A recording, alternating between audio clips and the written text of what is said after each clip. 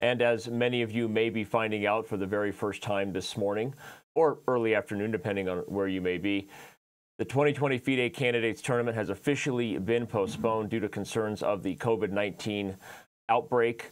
Russia announced this morning that they were grounding all planes.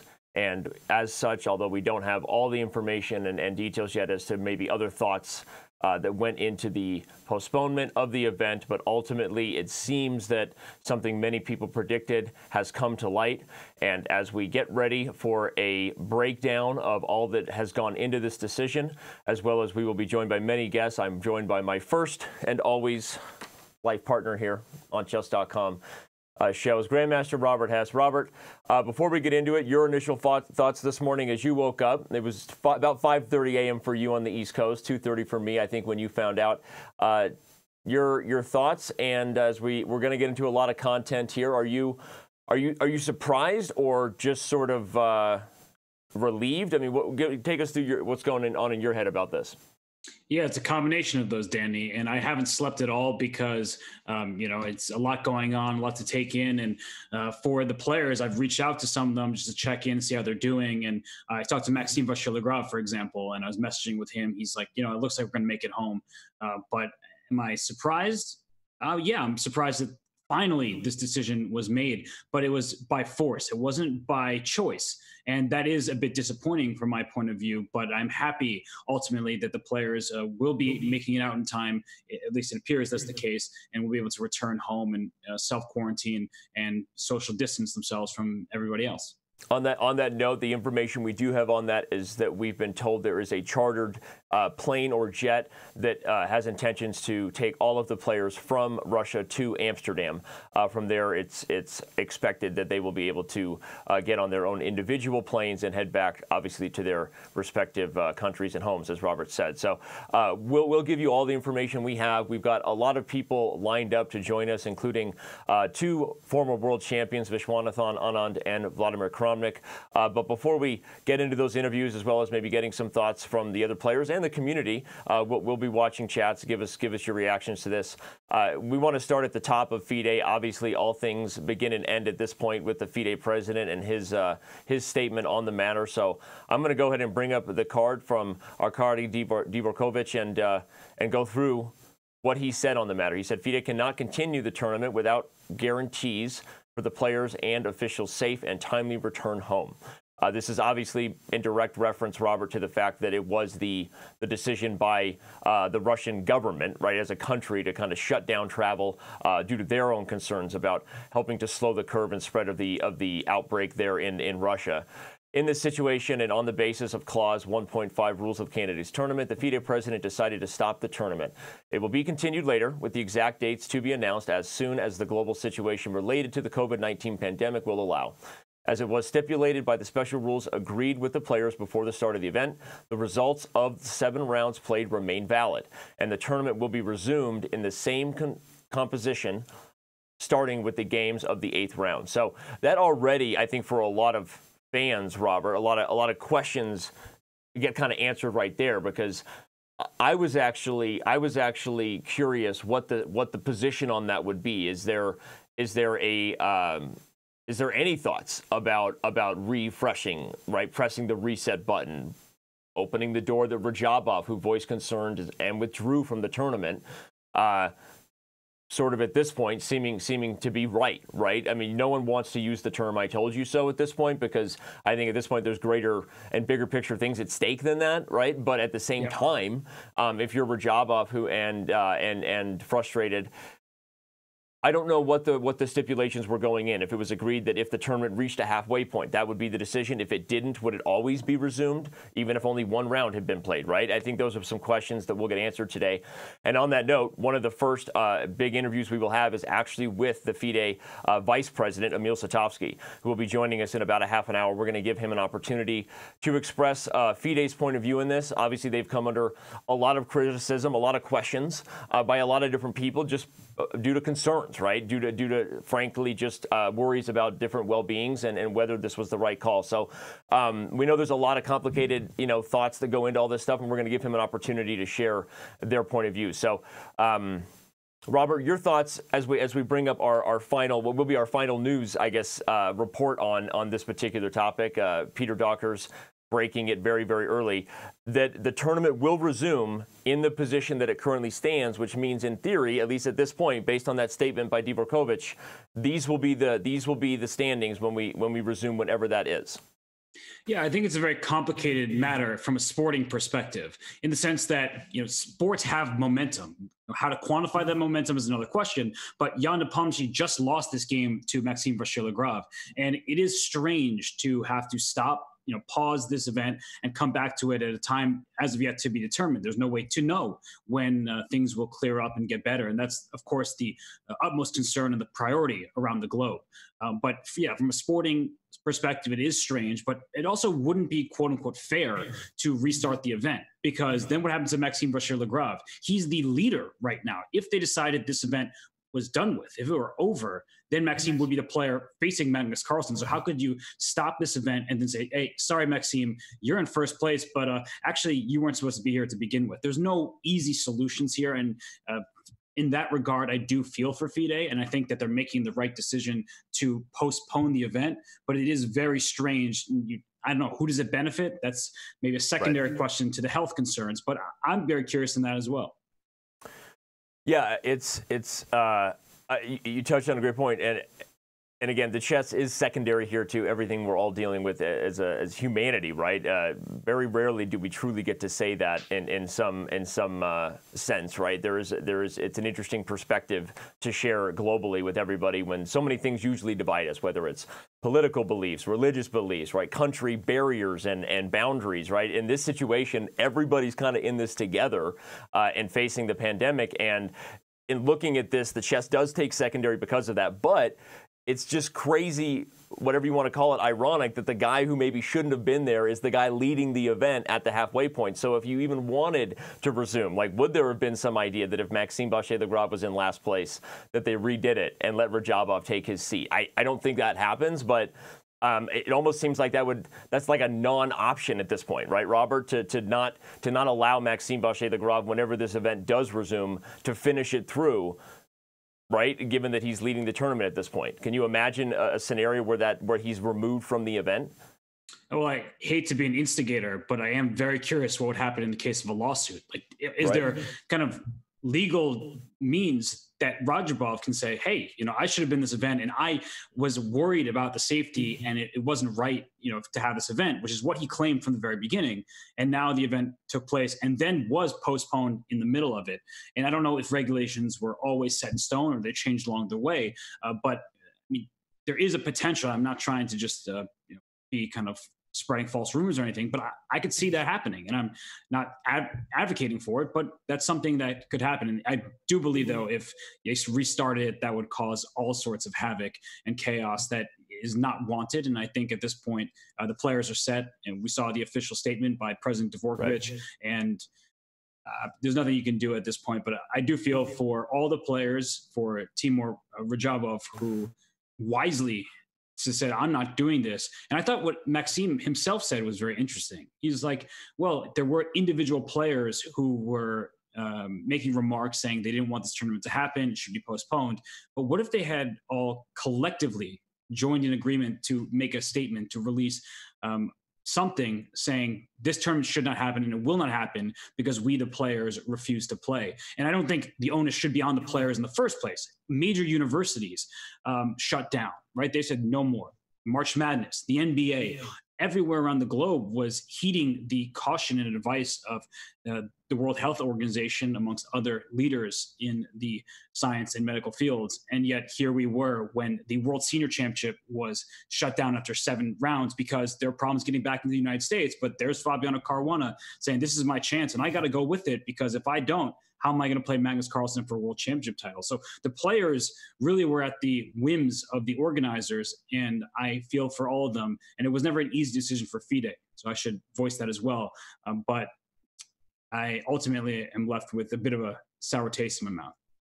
Well, I think like many fans, and as the people covering the event, right, there was always this sort of growing apprehension that as people who do what we do, right, Robert, there was no doubt that we enjoyed the chess that was being played, right? And in some ways it maybe served as a distraction for the masses. But at the same time, these guys there are all our friends, and we've known them forever. So it was also very like, what is really going on? What do the players really feel? I think there were a couple that were more outspoken than others, but it was certainly the dynamic was very difficult to read. And in hindsight, while we did have a week, or not a week, more than that, 7 games of great chess, I think that the right decision has been made here. And where we go from here, we'll find out. We got a lot to go from here on the show, everybody. Let's remind you of one special potential commentator, and as obviously a former world champion, he has a lot to say and experience on matters of elite chess events. And he said he felt that the event should have been postponed, and in his own sort of silent protest or outward protest, he decided he wasn't going to take part in the live commentary during the event. He will be joining us today to give his final thoughts on the matter. Obviously, we've been joined regularly by another world champion, Viswanathan Anand, who has been given amazing analysis, and of course, we appreciate his perspective on all the X's and O's. Today, we'll get his final perspective on the decision that was made and where we're going from there. We already mentioned we will also have the FIDE Executive Vice President, Emil Sutovsky, but we've now been told we will also have the FIDE President himself. Arkady Dvorkovich will be joining our show at some point today. The exact lineup of all these different people being on our screen here, I will keep to the team behind the scenes here, because sometimes those things change. Everyone has a lot going on right now, so no reason to dive in and give you guys that exact time. But again, there you have the official statement from FIDE via the voice of the president himself. He will be joining us at some point today to, along with Emil Sutovsky, express FIDE's position on this matter and give us maybe a little more insight, Robert. Like you said, this was a super tough decision that the right decision now maybe should have been the right decision at the start. What went into it? Where do we go from here? I think there's a lot to unpack here, and we're going to do so for sure. So we've got a lot coming up. Let's take a very, very quick break while we have everybody on the edge of their seat. When we come back, we will be setting the tone for all those who are going to be joining us, starting with the FIDE Executive Vice, the Director General. I'm sorry, I keep saying his title wrong. FIDE Director General. I thought it was. Never mind. Apparently, I don't know titles. That's why I have a made-up title, Chief Chess Officer. Not a real thing. Anyway, we're going to take a very quick break. Don't go anywhere. When we come back, Chess.com is going to continue to give you all the insight we can on what is officially now the postponement of the 2020 FIDE Candidates Tournament.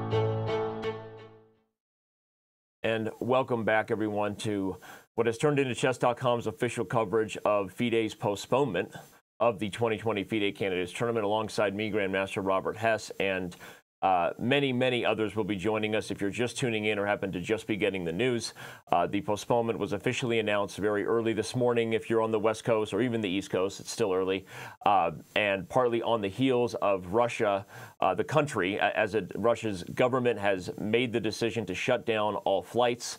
We are told that the players have already been given word that there is a chartered plane that will take them together to Amsterdam, from where they are expected to be able to get on their different respective international flights home. Obviously, we are wishing, of course, all of them a very safe journey out of Russia and back into their lives, and hopefully safely home with their families, where they can stay there as we all deal with this pandemic.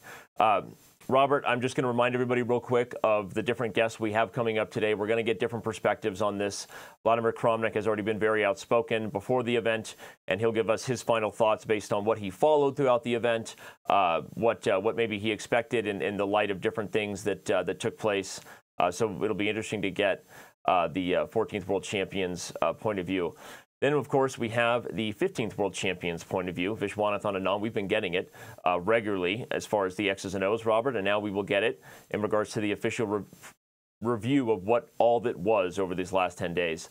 And again, keeping everybody in the loop. If you happen to just be tuning in, we have already read FIDE's official statement from the president, Arkady Dvorkovich, who will be joining us along with the Director General, Emil, the guest we already highlighted. Arkady Dvorkovich had this to say on behalf of FIDE, essentially summarizing that, quoting the rules, when this event does resume, it will basically the plan is that it will start right where we're leaving it off. I think a lot to talk about there and consider as well. But Robert, before we get any further, I wanted to bring up the I guess the official quote that we managed to get from our first guest, not knowing he would become our first guest on this matter a little bit ago, and that, of course, was Emil Sutovsky when our own Peter Dockers asked him about the situation as Napomniachtchi was showing symptoms. We have no idea. Apparently, tests have come back negative, as we know at this time, right, for Jan Napomniachtchi. But at the time, there was a lot of speculation. The Russian leader of the tournament was coughing a lot, not showing signs of feeling well. I don't know if we need to read it word for word.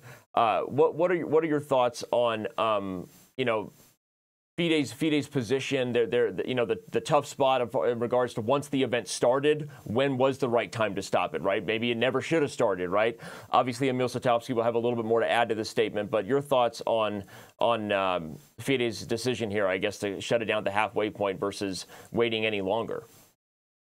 Well, I think part of it is that FIDE could have chosen to be a leader, and instead they were a follower. And the same could be held true for the Olympiad.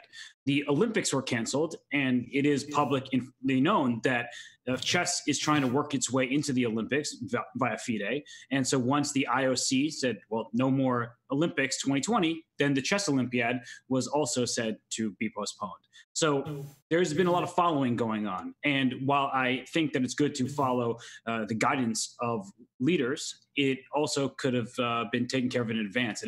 When is the right moment to postpone? Once you start the tournament, I'm not sure what the answer is. I'm no expert on the exact moment that an event should be canceled or postponed.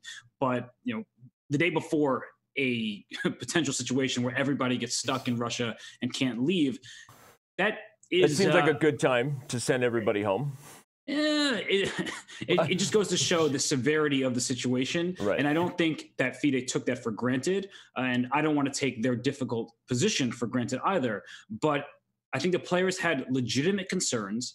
They had very realistic and kind of common sense when it came to what was going on in the world. And one of the players literally withdrew from the tournament because of the pandemic that has caused global harm and concern. So I don't know how to spin it in any other way, that I really believe that FIDE had the option to lead by example, and instead they decided to go on, be just kind of try to show strength in the face of adversity throughout the globe. And I think it was the incorrect decision, and I don't know how many other ways I can say it.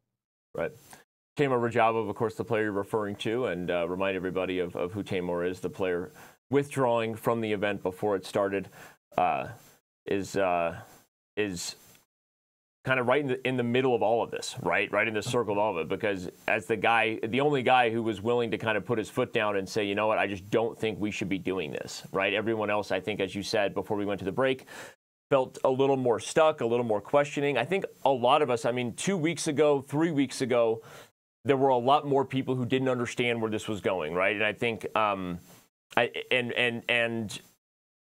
a month ago before that, people didn't know. I think as things became very clear, credit to Radjabov and all those who rightly anticipated that this was not going to stop, and especially at the word of most of the global infectious disease specialists, that the pandemic was very real, right? And the curve was not showing any signs of slowing down. And so I think he deserves a lot of credit for his integrity, if you will, right? For his willingness to say, I'm not going to be there. But that also doesn't take anything away, I don't think, from people who decided to show up, right? I think in the same light of saying Radjabov deserves credit, Maxime Vachier-Lagrave deserves credit for accepting his opportunity and going there and doing what he normally does as a chess professional, and then ultimately leading the event that he was not even supposed to be a part of, right?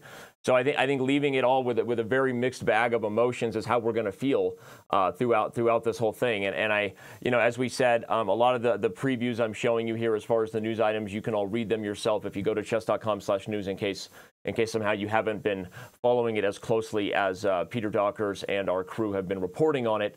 But we will have Emil Sutovsky, the Director General of FIDE, joining us here in, I'm being told, less than 4 minutes.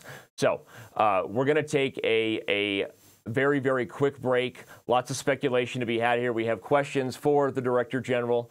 We're hoping to get some answers, and we can't wait to see what he has to say about FIDE's position, given that while we've sort of speculated and been removed from it, this will be an opportunity to get a direct voice behind all that went into their thought process. So don't go anywhere. When we return, we will have the FIDE Director General, Emil Sutovsky, with us and continue to break down this breaking news that the 2020 FIDE candidates has been postponed.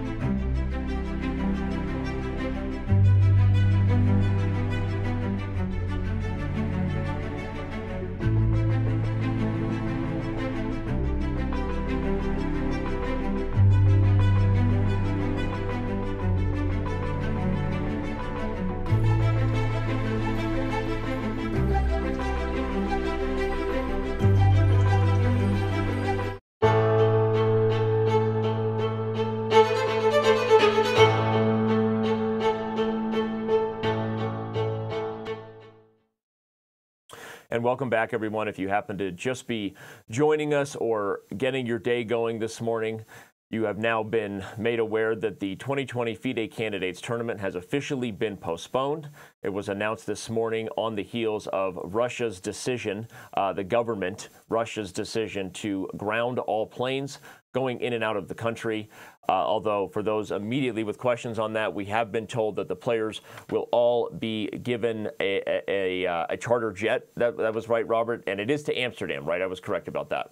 Yeah, that is exactly what I heard. The players will all be getting to Amsterdam, and then will try to be on their way. No promises, of course, because for Fabiano Caruana, getting into the United States will not be easy. And I don't know what the situation is exactly in the other countries that the players are from, but I'm sure it will be a difficult and arduous journey.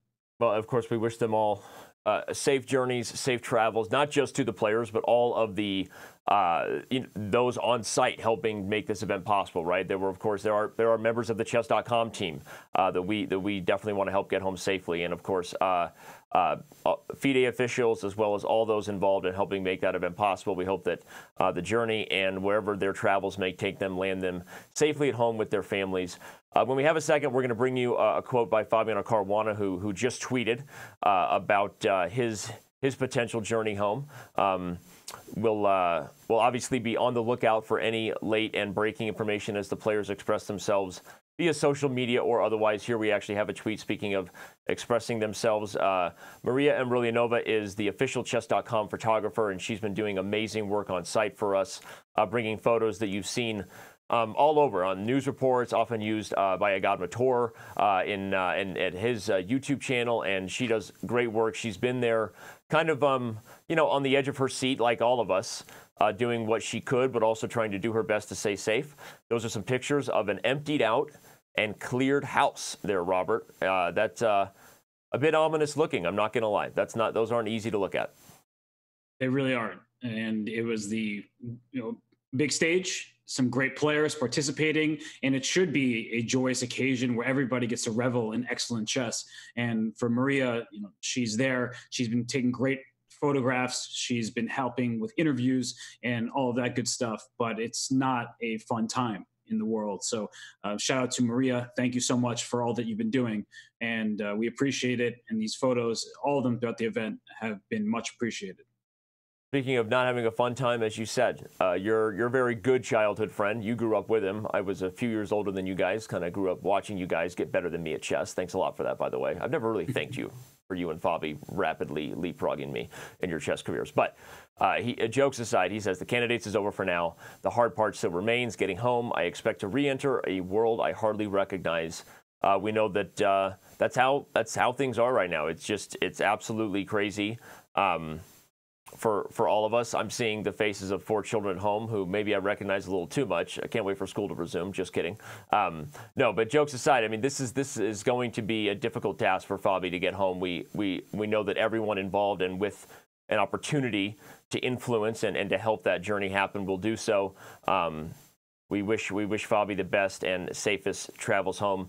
I assume at this point he's headed to his home in St. Louis, or is it Florida, where we know I believe his parents live? Do you know anything more about Fabi's final destination, Robert?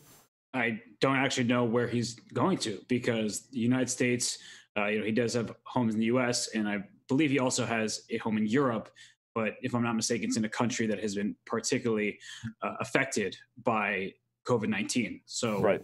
Wherever he does end up going, as he pointed out in his tweet, it will be a place that he will not recognize because it's not going to be the same as when he left there. Some other tweets coming in now from recognizable names in the chess world. Here we have a tweet from French Grandmaster Romain Edouard, competing in the Pro Chess League and other events on Chess.com for those tuning in and knowing they recognize that name. He says it was clear the candidates would stop at some point, but at the break we feel much better as MVL is in the lead. Without diving into how close Romain Edouard is to the situation, we know that he is a good friend of Maxime. Whether he is or is not involved as a second is not something we're going to speculate or talk about, but we know that obviously that kind of expresses, you know, the other view of it, right, Robert? Obviously, this whole thing has a somber tone, and there's a lot of questions, and I'm being told that we actually have the FIDE Director General joining us very soon, so don't go anywhere. We'll see what kind of answers and insight we can get to the different perspectives here. But that does show a little bit of, at least from that tweet, you know, that there was chess that was being played and people rooting for their favorite players there. And in the end, some players are very excited about MVL's opportunity to be there, right? Yeah, of course. And Maxime himself is the most enthusiastic of all. And the French fans of Maxime's have been very vocal, very supportive, and showing their support of their hero from the country. And in a time of great distress, you know, universally, everybody is going through a tough time. It is also nice to be able to cheer for somebody. Right. So that is sort of a silver lining to having this event in session. But then there's the other side, right? Right below it. We brought both of those perspectives as the best thing we can do to be fair and remind you, hey, why was Maxime Vachier-Lagrave in the tournament to begin with? Because Teimour Radjabov withdrew and publicly, outspokenly said he did not believe the event should have been taking place. And I don't think there's any other way to look at it besides a little bit of he was right. And that's something that has definitely got to be considered here, and an idea there from a fan asking, and of course it'll be something we actually discuss with the FIDE Director General, of course, is how do they plan to address the situation with Radjabov? A comment there saying maybe he believes that Radjabov deserves a free ticket to the next candidates. And on that note, we're now joined by the FIDE Director General. Emil, first of all, amid a difficult time where we know you're obviously very busy, I'm sure taking a lot of requests like this, I just want to start on behalf of the chess community and saying thank you for joining us and putting yourself out in front of this situation to take our questions here. Yeah, well, I believe it's our duty, and actually we never run away from tough questions and hard talk. Go ahead. Well, I appreciate that. And obviously, it's the whole situation. You know, everyone has a lot of feelings about this, as we should, right? We're chess fans, we're chess players, we're chess lovers. And there's, you know, been some amazing chess on the board this last week. But amid a sort of looming feeling, a looming kind of crisis, you know, around the world, and ultimately with Russia's decision to ground planes, it seems that the right thing in many people's mind is being done here. But I want to give you the floor here and take us through with the first kind of question. What went into FIDE's decision overall here? I think there's no way to look at this without some view of a guy like Teimour Radjabov kind of gets to say, I told you so, right? He didn't want to be a part of the event because of the situation. Now the event is canceled. Take us through FIDE's whole perspective here, if you will, and we'll just give you the floor and tell us what went into saying the event is going to happen, despite the outspokenness of Radjabov and others, and then where you ended up landing on canceling it today. Well, first of all, I told you it's very easy policy when it materializes, and when it does not, it's nobody remembers about that. So 20 days ago, when we had to take this decision, the situation was obviously different, very much different from today. I can tell, actually, that even today, many, let's say, do not quite believe that the reaction is not an overreaction. I read a report in Wall Street Journal last night from two scientists from Stanford, professors, claims that all this, let's say, response was taken out of proportions, and in spite of some countries which really had to do this, but not entire world. But let's put it aside. It was now that we had to take a decision, and it was 20 days ago when we had to decide what to do with Radjabov's claim, and it was 10 days ago when we had to decide whether the tournament is going on and to open it. So 20 days ago, the situation was quite clear to us. Radjabov's concern was mostly about contracting coronavirus during the tournament and being in contact with other players or spectators or organizers. Unfortunately, he didn't even want to listen to our reasoning, what kind of measures we're taking, what kind of, let's say, organization stands behind of that, because, I mean, obviously the situation is a irregular one and very, very unusual. We found ourselves in sort of, let's say, stalemate or whatever. We have to take a decision, and any decision you take is not easy. If you cancel it all, you have to understand it's not a private tournament you're canceling. You are basically risking ruining entire cycle. You are basically taking a judgment in a situation where you don't really have yet the situation very clear. And saying now that 20 days ago it was clear that in 20 days the situation would turn this way is simply not stating true, because 20 days ago the situation was very much different. Now, about claims of other players, I want to really put it in clearly. I mean, if somebody claims in an interview on a Facebook post that I don't like to play or I don't want to be here, it's not the right way to proceed or to raise your claims. What Radjabov did was normal. He wrote a formal letter to FIDE asking to say whether we are ready to postpone the event or he withdraws. That's a normal, I mean, I do not judge, let's say, his objectiveness at that point, whether he was right or not, but that's a way to proceed. Tweet, interview, or something is not a way to proceed. Sorry, if you're dealing about, it's a serious decision. You cannot base it on any sort of interview after the game or some remark and passé and so on. We didn't get any claim from any other players. Actually, before the tournament, only Van Gaal mentioned that he would not be happy to go to Russia under the conditions. But once again, Van Gaal says many things. For example, now he says that he couldn't play normally in this tournament because of the situation in China. But actually, China in last week is the only country which is not suffering much from the tournament. So it's sort of things you have to view, and also the responsibility of FIDE is in rightly assessing the situation. Can I say that we're assessed it correctly? It's very difficult to say.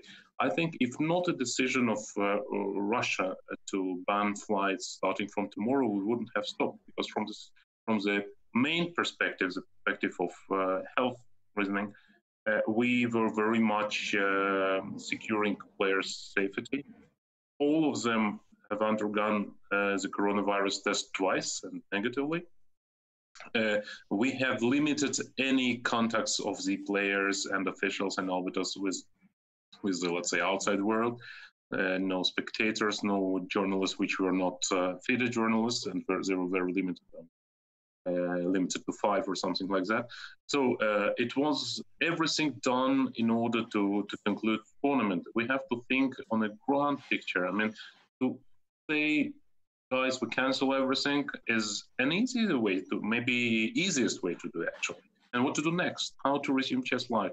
Some claims that players are under psychological pressure. That's true. I mean, you do not need to tell me. I was a player of similar strengths, but still I was a top 20 player, so I know what is it about. But what would it take to, let's say, if we cancel the event and suddenly after half a year of when nobody plays chess and suddenly play just after a quarantine when we don't know what's the world going to look like in half a year. We thought, and we reasonably thought, the timing allows us to go ahead with this event, particularly because in Russia the situation still is not, and particularly was not so bad. Some may say that Russia cannot rely on numbers provided by Russian government, but it's different aspect. But even if they're misleading, they're not misleading in volumes. I mean, it's different. It's not Italy, it's not Spain, even not the US or Netherlands. So the same Grishchuk, who was critical and says that I don't want to be here anymore in interview, just a few days before that said that being there for entire tournament is less dangerous than one ride in subway, in Moscow subway. So once again, now judging it from the situation where we found ourselves 20 days after, it's difficult, and I would even say unfair. We were trying to review it very closely several times throughout the tournament, see where we are, how we are really protecting players and everyone who is attached to the tournament, not to contract the virus, not to stay healthy. Once again, you have to differentiate. We canceled several tournaments already, but 8 players tournament is a different thing. I mean, as for Radjabov, I think if he was serious about his, attempt to postpone the tournament and really expected some sort of action, he should have been interacting with other players, talking to them, trying to come up with a joint position or statement of the kind. That was not done. Nobody else, once again, submitted any sort of official concern, and it's hard to take decisions. At the end of the day, whatever decision you take, you are getting under attack. Wow, you postponed the tournament. We waited for this so long. Now no world championship cycle. To remind you, we have an event, the World Championship match, the main event of the entire chess world, and everyone who is interested in chess is waiting for December.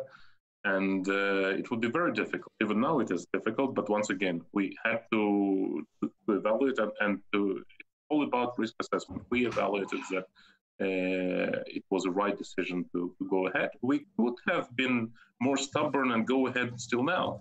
But okay, guys, no flights from Russia. We will find ways. We will try to push it through governmental decisions, especially for the players.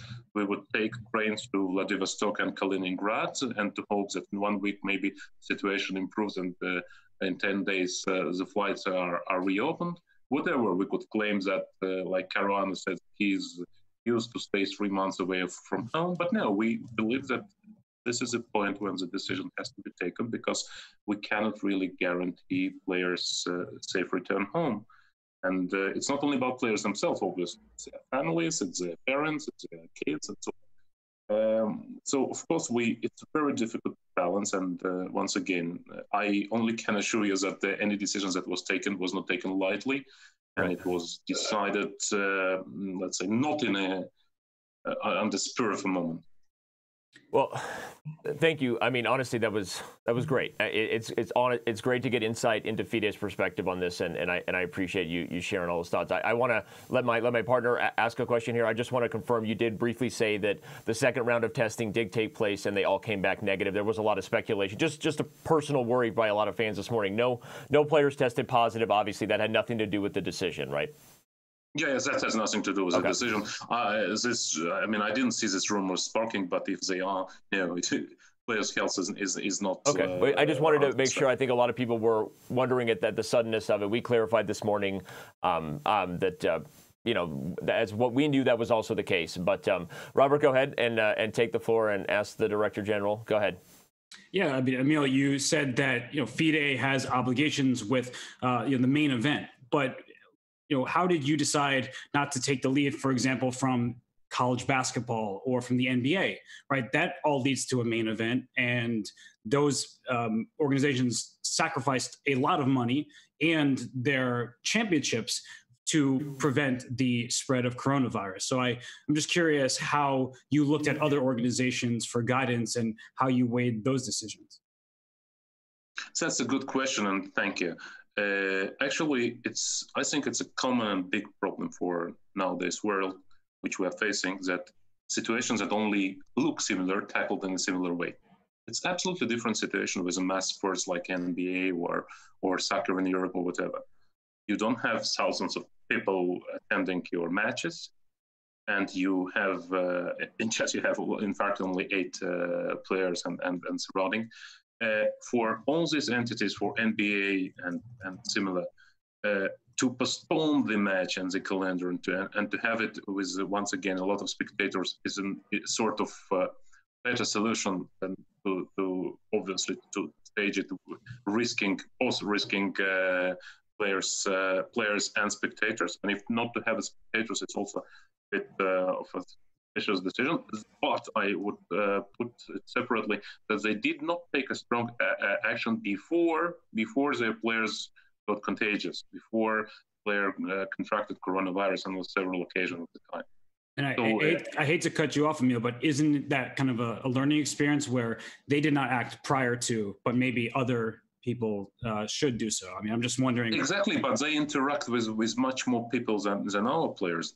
They obviously have much bigger squads, even the one team. If you can, it's like in basketball, 30 people only for one team, and then with all people around, and with all these matches, with all the spectators and fans and so on, it's different in chess. But what about the opening ceremony that FIDE hosted that had hundreds of people? That was a bad thing to do. I can easily admit, specifically because it was not FIDE's decision. It's not FIDE hosted.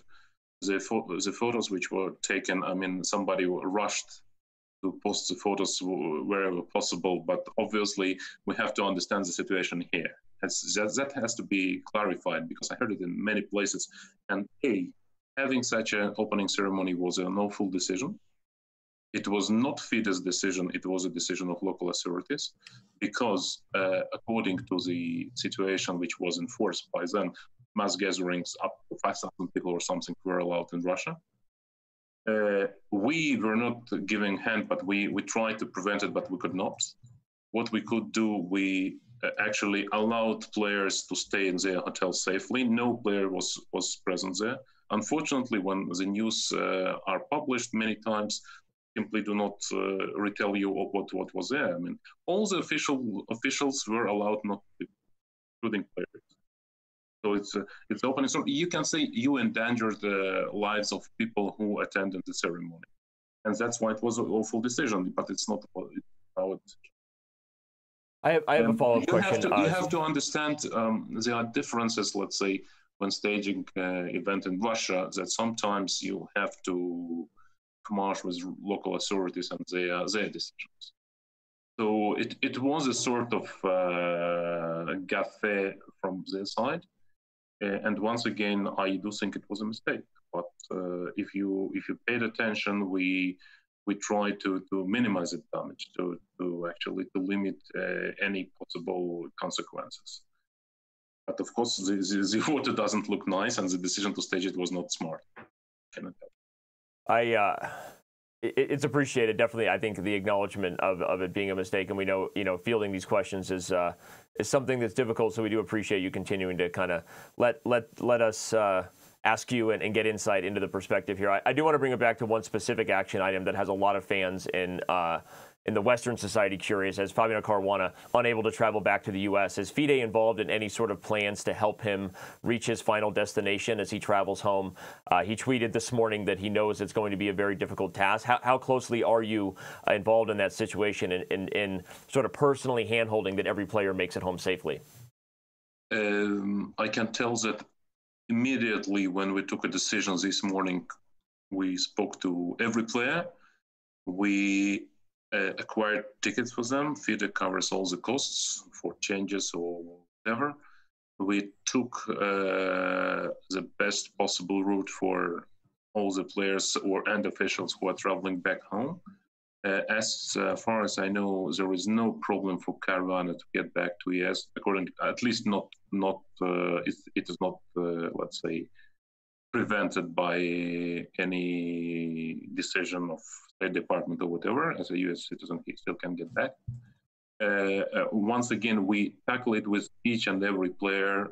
We managed to secure their flights, either with a charter flight which takes off from Yekaterinburg to Amsterdam, where many players and officials would go, or via Moscow. And actually, Yekaterinburg-Moscow flight with players and officials already left and already reached Moscow at this stage. And we will accompany every player till he or she as official boards a plane to get back home. To the best of my knowledge, there is no single player who is in danger not getting back home at this. Okay. Yeah. Sorry. No, go ahead, Danny. I wanted to circle back a little bit to a lot of the questions and the perspective of the global chess community, regardless of we understand that the difficulty of the actual action items having to be taken from that are a different matter. But so to take us back through a big storyline we've been covering from a commentary point of view, Teimour Radjabov is publicly outspoken in his desire to not wish and his expression that the event should be postponed. He received whatever support he did. We understand that there's different perspectives there, but ultimately now, looking here, it makes you wonder why the event would go on with him dropping out. For example, if there were numerous players together properly complaining, I guess, or at least submitting official request to postpone the event. If it was someone like Magnus Carlsen, right, and I know that a lot of people see it that way, if it was a bigger name than Teimour Radjabov, not to be cynical, but I think it's important to ask the tough questions, right? Was there ever really a decision? Was there ever really a decision to say, you know, hey, maybe he's right, and if it was a group of players or someone, like we said, in the Magnus Carlsen vein, would FIDE have handled it differently at the start of the event? Well, it's very difficult to ask to answer the hypothetical questions. I can tell you what was the situation in reality when he contacted us. We were simply stunned. It was March 3 or March 4, maybe, because we couldn't really believe that he thinks it so then, because the situation in the world was completely different. Just I don't know, Google back and see what was the world March 4. So we were like, seriously, you are gonna skip the candidates for a potential threat, which actually is not there. Then we started exchanging emails with him and explaining. And by that time, people simply don't remember. By that time, the only concern was about Chinese players and how you interact with them. His emphasis actually was on Wang Hao because as you remember, Ding was already in Moscow by that time, starting his quarantine, and Wang Hao was in Tokyo. And he said, why in Tokyo is also the problem that Japan also has, is the second most dangerous country nowadays, as he claimed. So you would allow him to come without quarantine and so on. Now, was it in a retrospective the decision good or bad? We cannot claim that. We can only judge our decisions by the decision taken by that very moment. I mean, it's very difficult to explain. It's like I don't know, when Bobby Fischer demanded in 1975, there were many demands, and it was met time after time after time, and at one point it couldn't have been met already. So unfortunately, he dropped. So when he claimed that Magnus would be claiming, I think if Magnus would be claiming on March 4, it would not be rational to go with this support. Once again, you have a tournament of 8 people. If you have only one person who is complaining, then something is not so obvious. Let's put it this way. I mean, you can claim now that he is very wise and could calculate 20 days ahead, or you can claim that he was very strong in, let's say, in trying to secure this comfort net, which would allow him to play, and it materialized that actually the problem was there. But once again, it's not like your point would be valid if, God forbid, some of the players would fall now with and tested positive. But it's just a decision. The main trigger is the Russian government.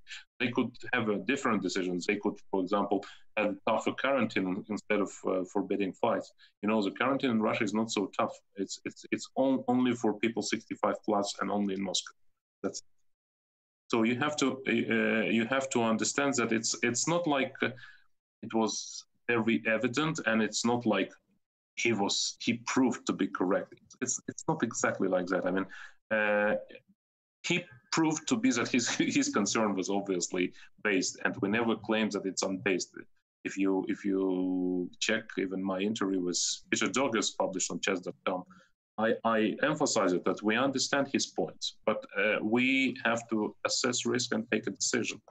Of course, the responsibility on us, because once again, you have to be strong and you also have to be flexible. We could go strong and say we play tournament till the end, this Russian style. I mean, we will never surrender. No, right. We want to assess it, and we want to see the situation where players are, let's say, reasonably. I mean, of course, they are under pressure, but they should be under reasonable pressure. Of course, now not canceling event now would be unreasonable. And in a way, Radjabov, what it took for Radjabov, okay, he would have played now the tournament. So what would be he would play, and after 7 rounds it would stop and he will continue. I mean, it's not like somebody felt ill, sorry. Once again, not easy to say what decision was correct one 20 days ago, 10 days ago now.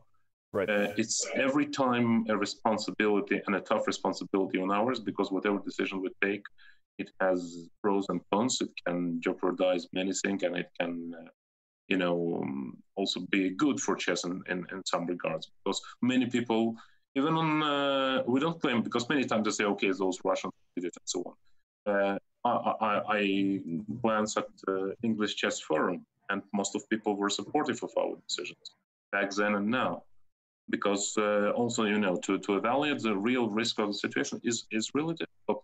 We are facing something that we haven't faced before, and we only evaluate what are risks and what are potential, let's say, problems. For example, we have young players whose oldest is 36 and so on. We stopped the Veterans Championship when the situation got to breaking point, because once again you have more risks. We canceled massive events with hundreds of people. We postponed Chess Olympiad and Paralympiad. We did so many efforts now to have this first Paralympiad ever, and we had to postpone it for 1 year. It was the same with Olympiad. It cost us a lot of money already because the preparations were there, and we already designed the everything and had negotiations and had booked even some tentatively. Luckily, most of these fees can be returned, but no matter. We are trying to be, let's say, both responsible and flexible. It's very easy to cancel everything from the beginning and say, guys, it's not time for chess. It's time to sit home. But look at the consequences. It's if the world is about to end soon, then right. If the world is continuing to roll, then we have to measure the steps taken, because we have to see what are the consequences, what are the long-term consequences. Okay, we will stop now for half a year, but then what? So at the time when decisions were taken, we obviously expected that we are having quite good chances to finish tournament as it's supposed to be. At the same time, I have to say that we sat down with all the players. It's not like FIDE took a decision and that's it, like it was in previous years. We sat down with every player. We exchanged emails with every player, and then when they arrived, we sat down with every player to tackle possible scenarios. What would happen if the event has to stop? What would happen if the event has to stop because it is ordered to stop? What would happen if the player would fall sick? What would happen if he would want to withdraw but without contracting coronavirus? So all the scenarios we had to work out, and the players were actually involved in all that, and it was agreeable for all players. So it's unfair to say that players were complaining. Players complaining because the tournament is very difficult and additional pressure, of course, adding up. But we never took it like an authoritative way to decide that we go this way and that's it. No, I think one of the strong points of our new FIDE is that we always take care about players and their opinions, listen to them, exchange ideas, and I can name you every single player, every single top player is advised about everything. Now, not only about this event, about the qualifications, about how shall we calculate average ratings to candidates, and all this stuff. I mean, we are not only trying to be guided by Grandmaster's opinion from within FIDE, and we have quite a lot of strong players in the management, but also we are all the time exchanging the ideas and opinions with the top players. Emil, I really appreciate you taking the time to be with us here, and we are packed here with a lineup, as you know, and we have some other people ready to join us. But thank you for being here on behalf of FIDE and for sharing your thoughts with the global chess community. It's greatly appreciated. We know it's a tough time, and thank you for sharing your thoughts. Thank you. We are always ready to do that, and please stay in touch. Bye, Emil. Thank you. We're going to take a very quick break. When we come back, we will have others set to join us. I won't say or tease who, what, where, and why, because Like we said, there's a lot going on and a lot to get to and a lot to unpack, obviously, from that interview there and Emil Sutovsky, the FIDE Director General's thoughts. So don't go anywhere. When we return, more coverage of this breaking news. The 2020 FIDE candidates has been postponed. We'll be right back with more.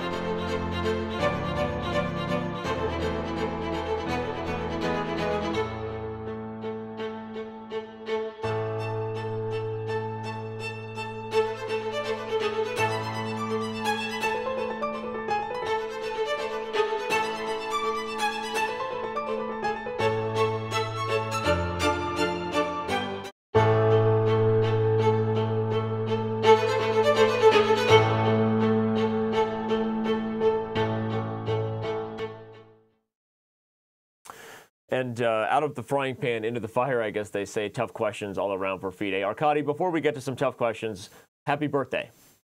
For those, Thank you. For those who know. Obviously, we just had your Director General with us, Emil Sutovsky, and we know that this is a tough day. It's been a tough decision. There's a lot that has gone into this. He had a lot of things to say about the different perspective and point of view that FIDE had about this. I want to start at the top. He did confirm that none of this had to do with any sort of health of the players, right? I think a lot of people worry about that, and that he confirmed that all tests came back negative. I've also been given information to say the second test has not been given results yet. Is that true, or have all negative results been turned in for the players? Well, we've been monitoring the health situation of both players and all other people involved in the organization of the tournament throughout the whole period. We had daily data, actually twice a day, on the health conditions of all players. Well, there are just usual concerns, minor concerns, as for any other person in normal station, normal life. but were no concerns regarding tests. And if we would have any information that tests could be positive, we would certainly take measures before. But we are quite confident that all tests are negative. But we didn't have some data by the time of the decision. Okay, got it. So there is still data to come in on the second test from the players. Yes, people okay. took the second test in the different periods of time. Some arrived to Yekaterinburg earlier, some later. So first tests were different days, so second tests are also different dates. Right. That's the reason. But again, today's decision had nothing to do with specifically with health safety. It was based. 99% of the reasoning was related to the cancellation of international flights from Russia to the rest of the world. Okay. That confirms FIDE's position there based on some of the stuff Emil said. I think obviously we know there's been a lot to this, and certainly we understand there's difficult decisions to be made, and you guys were, like many organizations, in a very tough spot.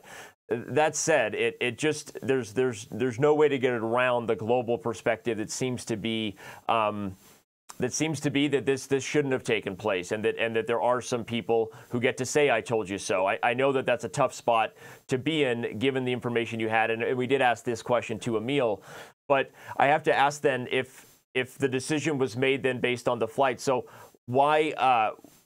What?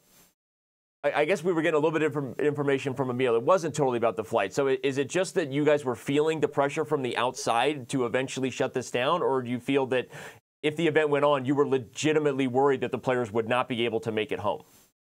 Well, we told everyone from the very beginning, even before the tournament started, that we can postpone the tournament either if we will have serious health safety concerns, or if the federal or regional government would take a decision that will not allow us to continue the tournament. Right. And until now, no decisions in this regard have been made. On the opposite, we were getting confirmations from both the Ministry of Sport and other ministries that we can continue the tournament. But today's decision was formulated in such a way that we believe that taking those risks, taking a risk that the players are not going to be able to come home over the next few weeks are just way too much, way too high. Sorry. I think that at the beginning, our evaluation of risks was right. Anyway, actually, the tournament could go through, but this kind of a decision that was taken by the federal government now just puts us in a situation where risks are extreme in terms of people getting home. I mean, Arkady, you're absolutely making sense here. And my question about evaluating risk is, you talked about giving players tests when they were symptomatic, but what happens if a player did not exhibit symptoms and so they wouldn't be given the test, yet they could still pass on? No, that's not true. Tests regarding coronavirus have been taken from all players independent on symptoms. It was obligatory for players, and as far as symptoms are concerned, that is a different thing. All players went through a routine medical monitoring every morning and every evening to measure the temperature and check the nose and other conditions. That's it. So two different things. You should separate those. Okay. So when were they given those tests? Routine tests? Yeah, for the coronavirus tests. Coronavirus test. First test was right after the arrival. The second test was 10 days after the arrival. So I guess my question is, what would happen if somebody contracted coronavirus in that time period, and how would that have been dealt with? That would be a really bad situation. But we believe that based on all the information we had about players, about their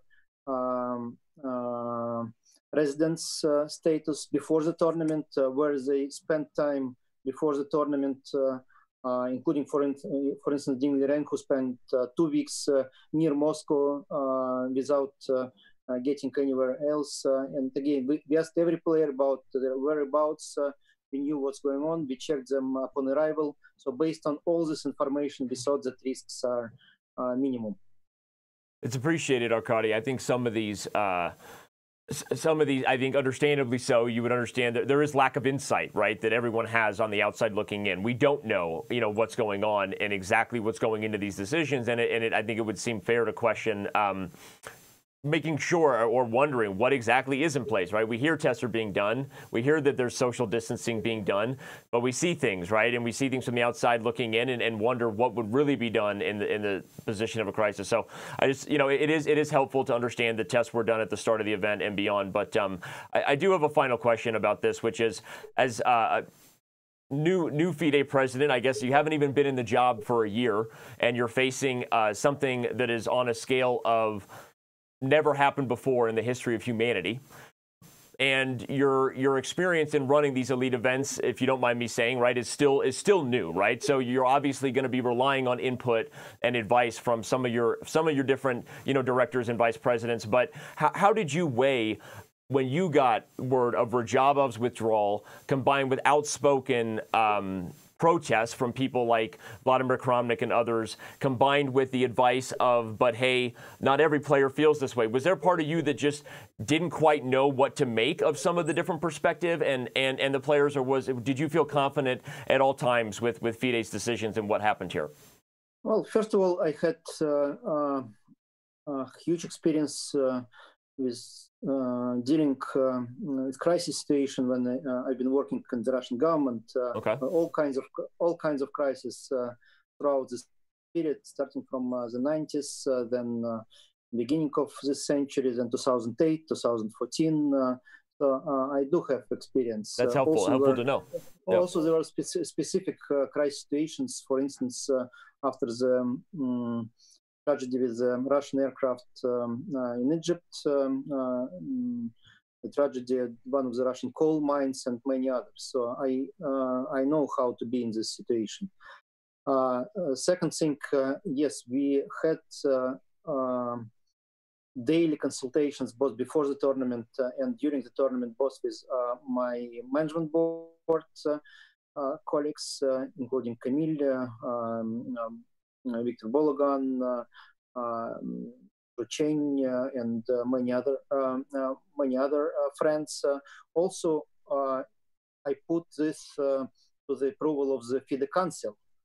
So we had a discussion in the council, and our decision to start the tournament was approved by the council.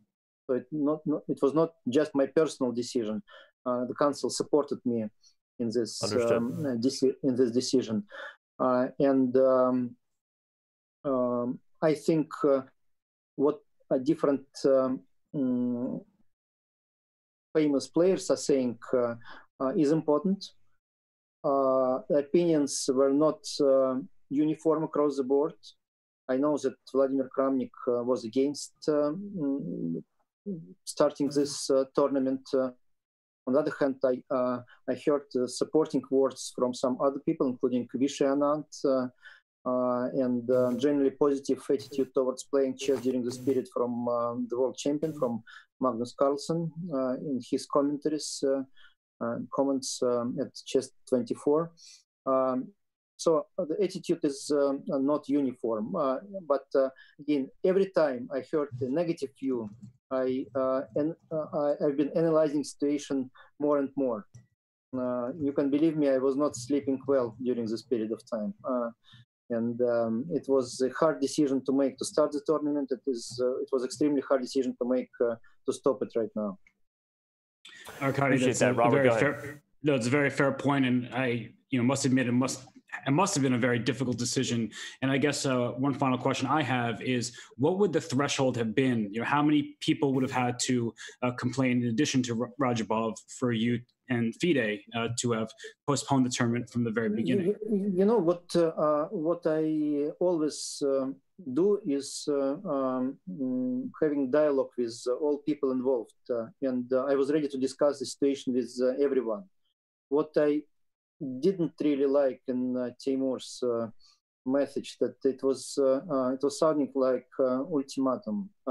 It was not like to discuss things. It was either you take the decision or not, or I do not participate. That's what I cannot accept actually. But I was open to discuss the situation with all players, and if we would have a consensus, we could take another decision. But again, it was not like that. It was not kind of discussion. But it was give it or take it. Right. So how did you react during the tournament as Grishuk and Wang Hao and some of the players kind of made their voices heard that they didn't feel comfortable playing? How did you react to that? And how did that make you feel as the president of FIDE? Well, there are two things. If concerns have been based on medical situation, real health concerns, we discussed this with players, we discussed with doctors. We were trying to find out whether the situation is really negative, whether it's really not good. So if you would have serious concerns about health conditions of players or staff or organized officials, we would take a decision before. Psychological concerns is another point. I think we are talking about professional sport here. And sportsmen experience all kinds of psychological pressures. They should be ready to experience this kind of pressure, wherever it comes from sport as it is, from the situation in their own countries, from other sources. But we are talking about professional sportsmen that should be ready to take this pressure. And I think players took this pressure. They were playing beautiful games. They very professional games. It was good chess, despite the pressure. So I think they behaved well. Arkady, really appreciate the answers, as well as sharing about your experience as not just the head of FIDE here, but your experience here in previous lives, I guess, in the Russian government as well. So it does give us all some insight into how you thought about this and what precautions were taken. So I just thank you again. We know this is a busy time. We know this wasn't easy, but we appreciate you guys joining us and letting us ask these questions. And so I'm gonna thanks a lot. Thank you, and let you go. And for everybody who may just be tuning in, don't go anywhere. We'll be right back with more breakdown here.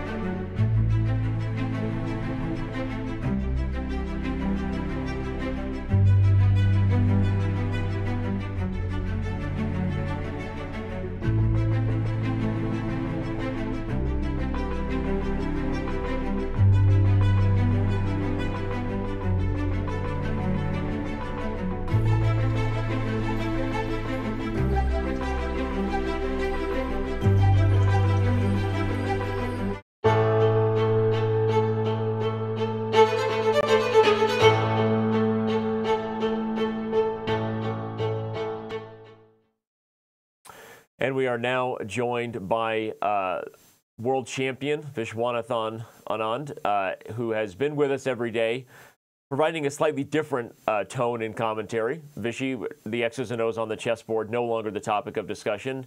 Here we review what has now been half of a tournament that maybe never should have been. Your thoughts? I don't think, you've been with us every day. We've been talking together here. I don't know that Robert and I really have any more specific or direct questions for you. Besides, if you don't mind, give us how you took the news this morning and your reaction to FIDE postponing the event halfway through.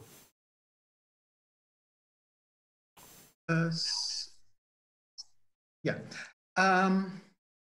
Obviously, I felt that once you put everyone to the trouble of bringing them to Yekaterinburg, which is several flights and, under the circumstances, then you should actually see the tournament through. But, here the hand was forced. This was force majeure. Nobody can return home afterwards, and everyone just has to stay in Yekaterinburg till April, May. Well, clearly that's not possible. So, yeah, nothing really to discuss. This is an only move. Well, I have a chess-related question rather than decision question. Who does this favor, this postponement? Of course, we don't know when the tournament will resume, but from a sporting perspective, how do you see this impacting the event overall? And between the co-leaders, do you think this plays into one of their hands more than the other? It's almost impossible to say. First of all, I have nothing to compare it to. I used to play, I played these Morelia, Linares tournaments, and later on Bilbao and Sao Paulo. And you had to tell yourself, even though there's like a 4-day break, you shouldn't lose the rhythm or something. But this is just, that was a week's break at maximum. And here, I think, though, it'll help the people on 50% when the tournament starts again. I think the two leaders will have too much time to think about their lead, which hopefully they will manage to suppress in some way. But the others will just have a chance to fight. They have nothing to relax about. But the tournament starting much later helps them slightly. But it could really go anyway. There are tournaments where you think you should be ready and you're not. There are others where, you turn up like Maxime at the last minute and you play great. So who's to say? Like you said, you've never been in a situation like this, right? A true adjournment, if you will, mid-event, not even of an individual game. You said that at the point of once the event started, it almost seemed like you might as well see it through, right? I think that a lot of people felt that way as long as because it was maybe a bad decision to start it, but as long as the health was secure and everyone was healthy, okay, right? If they're taking measures. But I wonder if, and again, I'm speculating here, I wonder if the growing concerns about health also with the travel had something to do with it. But you feel pretty strong. It seems that just the travel concerns was the reason FIDE acted here, right? Clearly they are tuned into the criticism and the constant reminding them that maybe it should never have started. But look at it from their perspective, and also the way everybody started to think about it. I remember on March 10th, there wasn't a broad social consensus that it should stop. It's only a few days later that everyone seemed to know this expression, flattening the curve, and really seemed to know about social distancing. And there was a kind of social consensus at that point. A few days earlier, it simply didn't exist. It's very tough for FIDE, having done everything, to cancel the tournament a week for the end. Maybe their doctors could have told them that. I don't know. I simply can't judge the idea that it should not have started. Also, maybe I was happy to have something to watch. So there might be a selfish angle there. But with the benefit of hindsight, it's easy to say they should never have started, but a lot of things weren't that obvious then. So I'm not going to go on about it, but now anyway, their hand has been forced. We should be happy that no one seems to be ill. And maybe this is just the best for now. Well, we are now joined, as everyone can see, by another super grandmaster here, Hikaru Nakamura, who's been joining us for commentary. Hikaru, we never got a chance to talk about the X's and O's together during this event, but now we get to talk about a different topic. I'm not even going to ask a direct question besides just kind of give you the floor. You woke up this morning like everybody else and saw the news that it had been canceled. Your thoughts, seeing a lot of your peers there and everything, your thoughts just on this whole situation. Go ahead and take the floor. Well, first of all, I actually went to bed really early last night, so I woke up around like 1 a.m. this morning Eastern time, and I was actually streaming this morning when I saw the news break. So I've had quite a bit to think about it. I think it was sort of a matter of time in a way before it happened. You saw the players were really unhappy with the situation. I think Wang Hao, Ding Liren, and Alexander Grishuk in particular were very much. They basically were hoping that it would get postponed many times. So I felt that it was a matter of time, considering what was happening in Russia before it got canceled. But it is certainly weird for them to have played half of the event before postponing it, because I felt that at this point it would make more sense logically to conclude. But of course, with players not being able to travel indefinitely, I think it was the right choice. It's just, to me, it was very surprising. So the talk had been building for a while, right? But when you hear the talk and then they keep playing, you sort of expect them to finish. So it's unfortunate, but I think it's probably the right decision objectively. So Robert and I have asked this question to FIDE, and I feel like now that we've gotten their perspective on it, I frankly can't wait to hear what you and Vishy both have to say, Hikaru, from the player's point of view. Looking at it back now, Radjabov requests and withdraws, right, in protest, if you will, right, about growing concerns over COVID-19, right or wrong at the time of the timing. We now look at an event that there will certainly be credence to a storyline of a little bit of I told you so, an event that he felt he had the right to be in, right? Now, as a player, if I asked you to put yourself in both Radjabov and MVL's shoes, how do you look at this? Do you feel like FIDE should make steps to try to make something right to Radjabov? Or would you say that at the time, given what happened and the information was available and MVL stepping in, there's really nothing more to do than to see the event through as is? It seems like removing MVL is out of the question, right? But is there something to be said to making it right with Radjabov? Hikaru, I'm going to ask you that question first. As a player, what would you say about that? I mean, well, first of all, obviously, MVL deserves to have the spot that he has, and he certainly will finish the tournament. Whether he wins or not, who knows? But there's no way that you can remove him from the equation. I think at the time, FIDE made the right decision. I think the fact that the event looked like it would go ahead, at that point, we didn't really know that it was such a serious thing. I mean, obviously, and in hindsight, we do now. But I think considering what we knew, the fact that Radjabov, made the decision he did, I think FIDE made the right choice. So I don't really see how you can compensate him. But I think certainly from a moral standpoint, he does look like he made the right decision. But at the time, I think FIDE did what they were supposed to do, and so I don't really see any issue from that standpoint. Vishy, your thoughts on the same question, if you would. I basically agree. I mean, also the timeline is important because Radjabov said he was still negotiating with them, but he suddenly was told you either sign on the 26th or you don't play.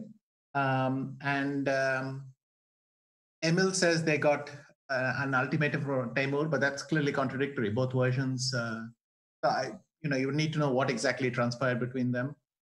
Radjabov was right, but there's no way you can compensate him. I mean, you can't go back and there's no solution. Both of them, there are two people for the same spot, and MVL. Well, you can't. There's no nice solution for FIDE, but. On the 26th, I don't think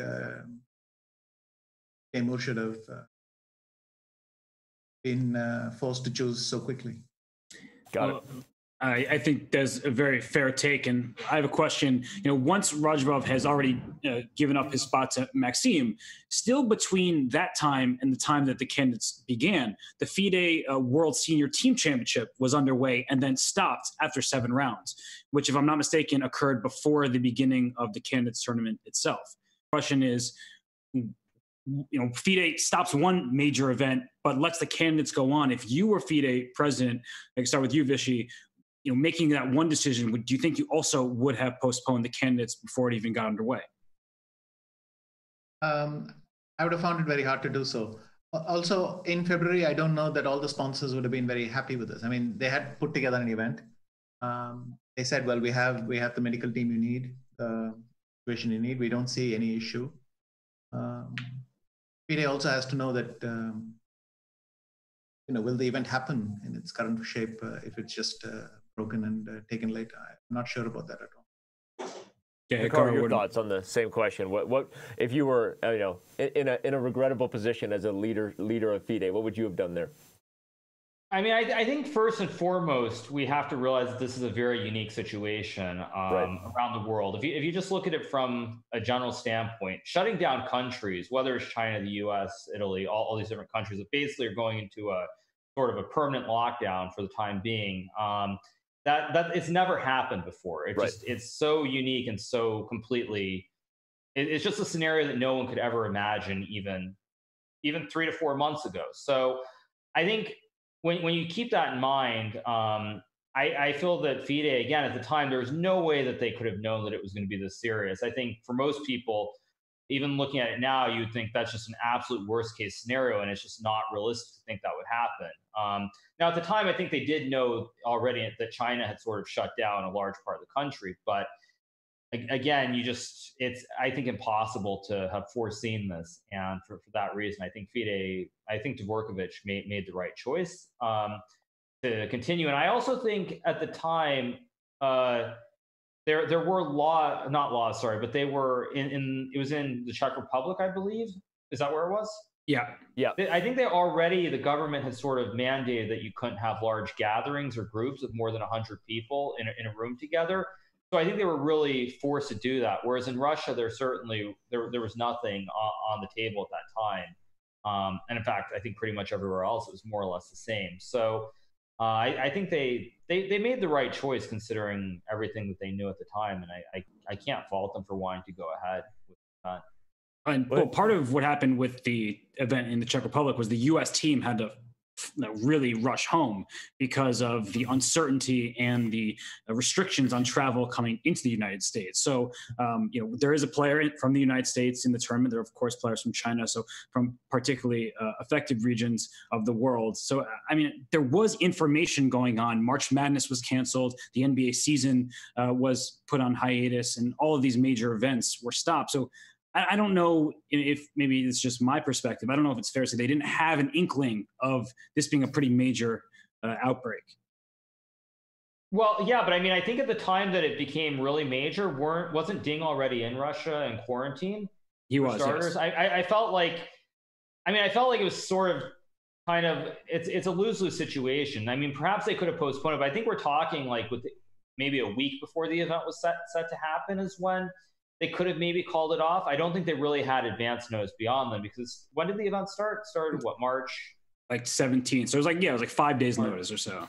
Right. Yeah, I mean, because I feel like it was somewhere. Yeah, it was the beginning of March, right? I think it was like somewhere like first week of March or somewhere slightly thereafter that everything that all the dominoes started falling one by one.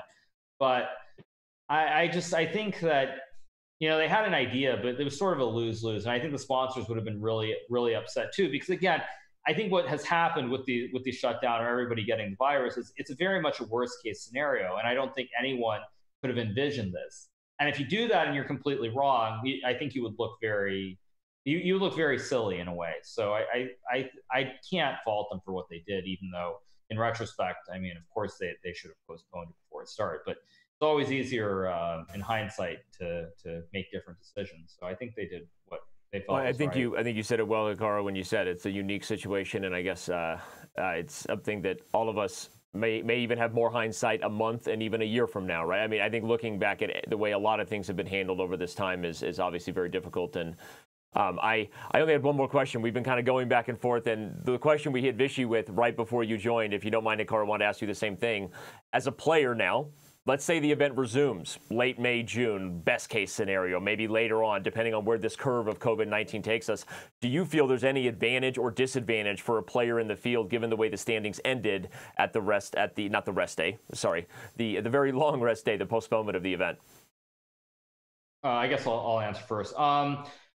Yeah, so I think it should have very little effect on Jan. First of all, I mean, obviously he's coming off the loss to MBL, which was pretty unfortunate and traumatic for him, to put it mildly. So I think the loss could affect him, but he seems like the sort of guy who, I think he just plays. He doesn't really think deeply about these sorts of things. So I don't think it will affect him at all. I think the only person that it could really affect badly is Maxime, because obviously it was a last-minute replacement. He didn't have a lot of time to really think about the situation or playing in the candidates or what it could mean.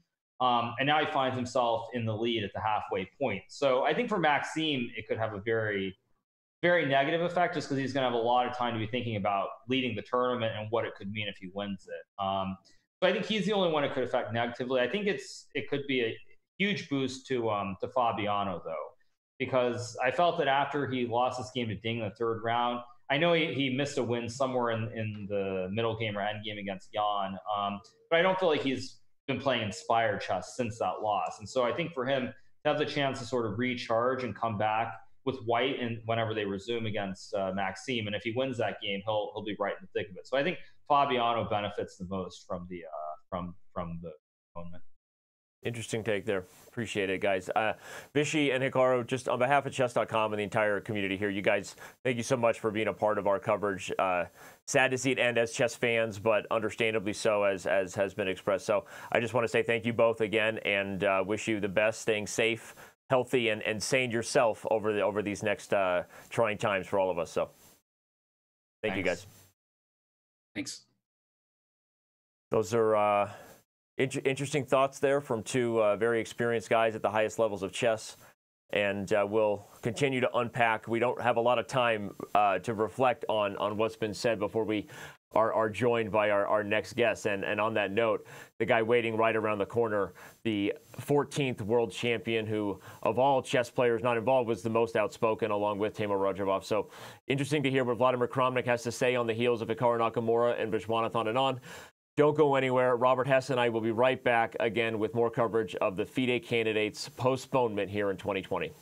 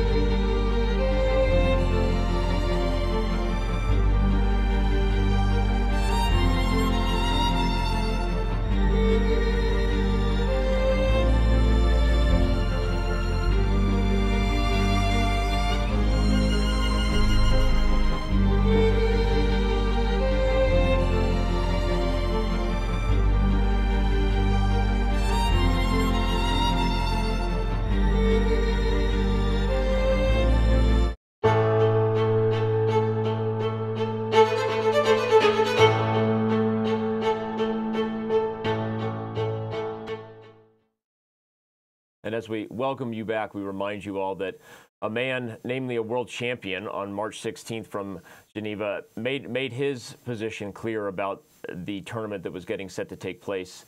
Instead, he decided to cancel his commitment as a commentator, and with all due respect on the positive assessment of the work of FIDE has done recently, he strongly believed the Candidates Tournament should be postponed. I'm summarizing quickly the statement you see there from the 14th world champion, Vladimir Kramnik. And without any further ado, we're going to let him take the floor here. Vladimir, first of all, thank you so much for taking the time to join us here now that the event is over. The restriction has been lifted on commentary, and we appreciate you being with us. Yes, good morning or afternoon. I don't know. Here it's 2 o'clock. I guess it's early morning, yeah? Quite early morning. Yeah, very early morning for me. I was WhatsApping with you at 2:30 a.m. on the floor of my bedroom, just so you know. That's where I was.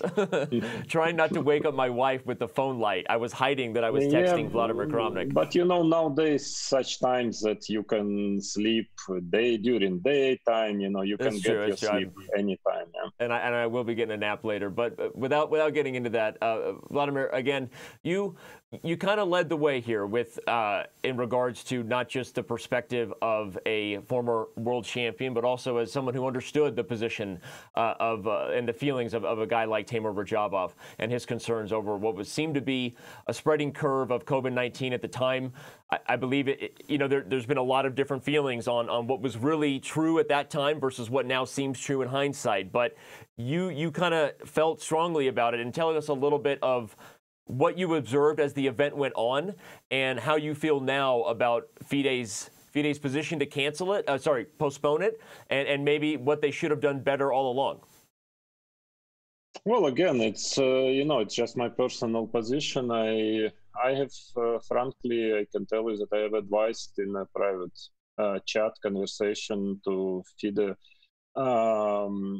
to postpone it already a week before the tournament, but I would say a day or two before it became totally obvious that the situation is getting so difficult that there is a very serious chance that it's simply not going to finish the event. Right. And because it's clear that it all gets into the situation of emergency state or closing borders, etc. And FIDE decided to go on with it. I think it was a mistake, in my personal opinion, and I thought so, and I still think so. And because of many reasons. In fact, even if they would manage to finish the tournament, I think it still would be a mistake to do it. But now to me, it's pretty obvious that it was a mistake. Well, yeah. Sorry, go ahead, Danny. No, you go ahead. Thank you, Danny. Well, Vladimir, part of what was said by both Emil Sutovsky and Arkady Dvorkovich was about the health of the players. But you're someone who has become a world champion. You've gone through the gauntlet of that process. So would you say that even just the psychological stress, the duress the players are under thinking about what's happening in a global pandemic, would that have been enough if you were FIDE president to have postponed the event? Well, there are several issues. Health of the players is not the only one, by far not the only one. I mean, we have to admit that the risk of getting infected was pretty small because a lot of measures were made there, but it's not the only issue. Yeah, there are also, I would say, first of all, I think it was wrong to take such risks because it was clear that the risk that the tournament will not be finished is quite considerable. I don't know, maybe people were assessing it differently. Somebody was saying 50% like Alexander Grishuk before the beginning of the tournament. Somebody would assess it as 20%, but even 20 is a lot. Yeah, and it's clear that in case it's going to be postponed, there will be quite a mess and the situation will have to be solved, and there will be a lot of kind of damages, image-wise and so on. But also, I would say even mainly for me, it was more humanitarian reasons, somehow it's just some wrong in a way when situation is getting like this and people are suffering, dying, and it's really a difficult situation for all of us, for the world. And I think we have to be,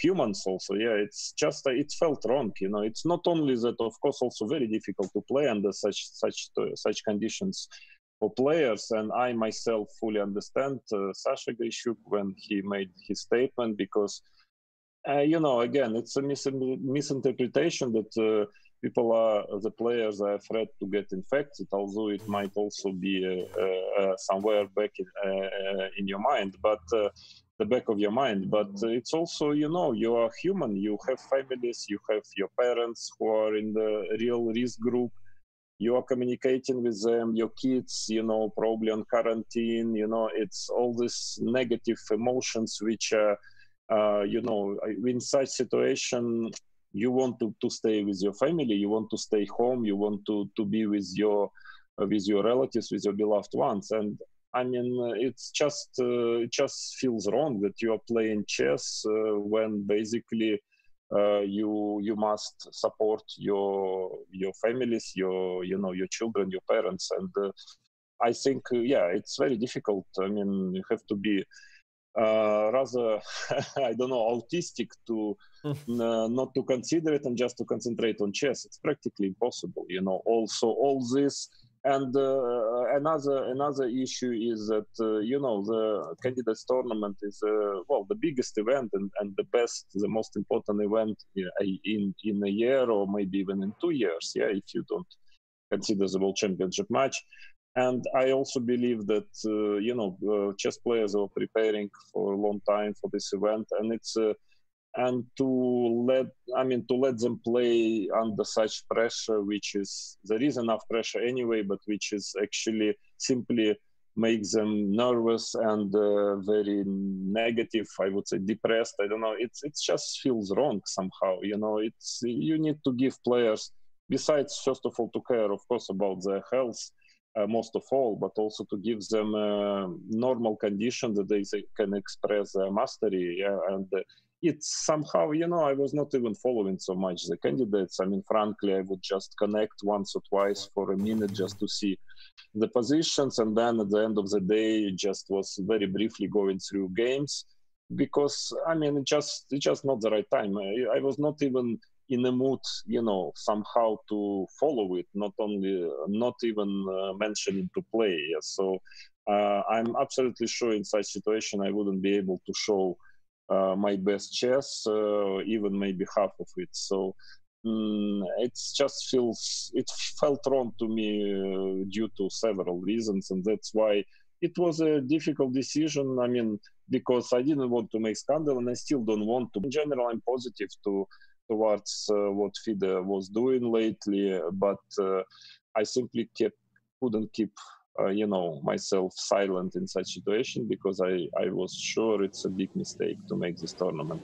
But now, if you're talking about now, I think there are some ways to try to save the situation. I want to bring it back to, and thank you, Vlad. This is giving a lot of insight. The global chess community was kind of on the edge of their seat when you withdrew your desire to commentate. But and I want to come back to the timeline of this, because it leads to another question I wanted to get your thoughts on, which is Radjabov withdraws at a time where there were some questions about it. Obviously, FIDE did not elect to cancel the tournament. They replaced him with Maxime Vachier-Lagrave, right? And at that time, you hadn't withdrawn your plans, at least at that point, to commentate. It wasn't until several weeks later, where it was clear Radjabov had already been withdrawn, Maxime Vachier-Lagrave had been in the event as a replacement, that you really felt that you saw the writing on the wall, right? 48 hours before the event was to start. And so the reason I give some clarity to that timeline, I think it's an accurate timeline,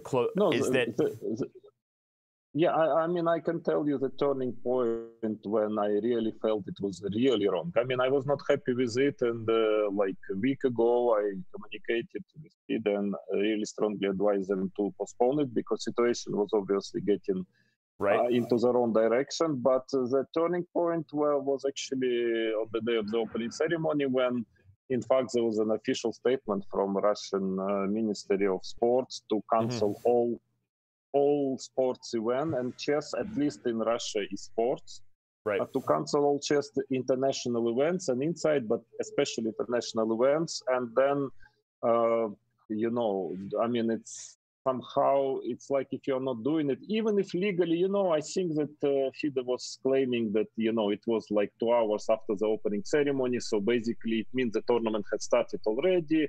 And then legally it's probably fine. Maybe, I don't know. I mean, I would say that by the juridistically, maybe it was correct, but there is also something which calls, you know, a spirit of the law, yeah?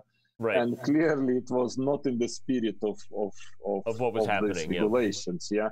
And it was still possible already with some damage, was still possible to cancel it. And I think it was absolutely necessary at that time to cancel it, because it was getting clear that, you know, I mean, it's just, we also, you know, also image-wise, if we want to be respected, I mean, as a federation, as a sport, you know, we have to follow, let's say, everyone's passes. And already by that time, many events were postponed or cancelled. Yeah, I mean, major sports events. And it was somehow looking already completely wrong to me.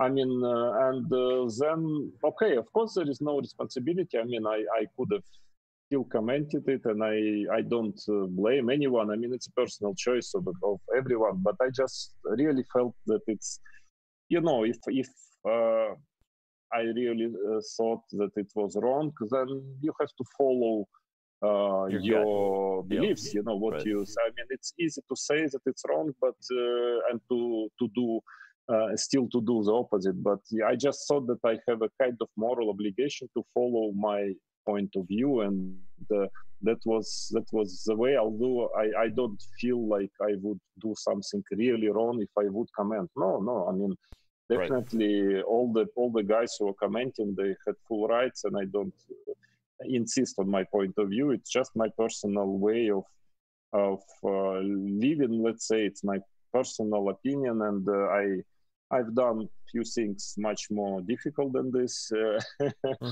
in my life, following this rule which I have for me, like if you remember 2006, I mean, I was also skipping games, a game, not only commenting it but playing it. So you know, if I feel strongly about something, okay, I feel obliged to follow it. So that was the reason. Well, and part of my line of questioning was actually in the timeline to get your opinion on something we've asked both Vishy and Anand, as well as Hikaru Nakamura and the FIDE representatives who joined us as well, is about Radjabov himself and the replacement of MVL, because the way the timeline worked, Radjabov, and again, it's in hindsight correct, but there was, I think, a fair perspective at the time that it was almost a little early for the withdrawal. As you said yourself, you hadn't withdrawn from commentary yet. A lot of people were like, okay, well, we'll see, right? And FIDE made the decision to replace him with MVL. Do you believe that Radjabov has a case here to get back involved somehow, or do you believe at this point the tournament that is planned to resume with MVL leading the tournament is the right way to go? For sure, he has a case. I mean, I was thinking a bit about the situation and what is going on now, and I think there is only one, at least what I see, there is one solution which is not easy, but at least I think if it's possible to manage it, then that's a way to save the whole situation, in my opinion. So what would I propose is to give a wild card to Radjabov for the next candidates. I mean, instead of the wild card, just to give it directly to Teimour. Okay, maybe it's not, you know, it's maybe it will still feel not that it's not a good substitute, but at least it's a serious compensation, and hopefully if he agrees to it, that this problem will be solved, because it's clear that he has a case. I mean, in all senses, including legal sense, probably. I'm not a lawyer, but I have the feeling that he has a case. So that would be the first thing I personally would do.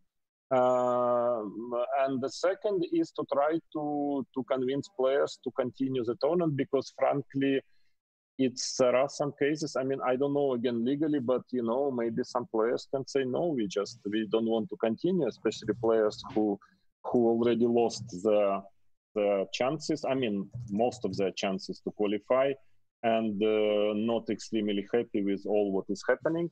So I think that would be, and maybe to try to make the second half of this tournament sometime, when circumstances would allow, maybe September, August, hopefully situation will get fine by that. I also think that it might be possible to organize it online.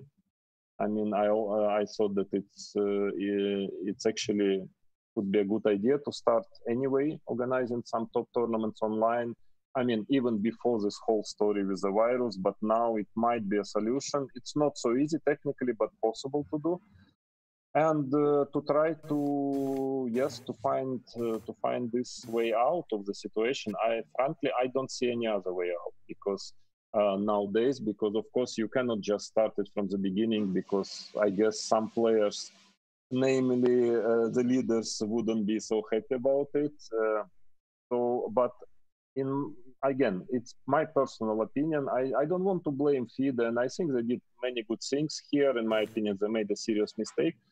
But what I would personally propose is, first, what I would do is I would publicly make a statement apologizing to the players, first of all to the players, of course, admitting the mistake.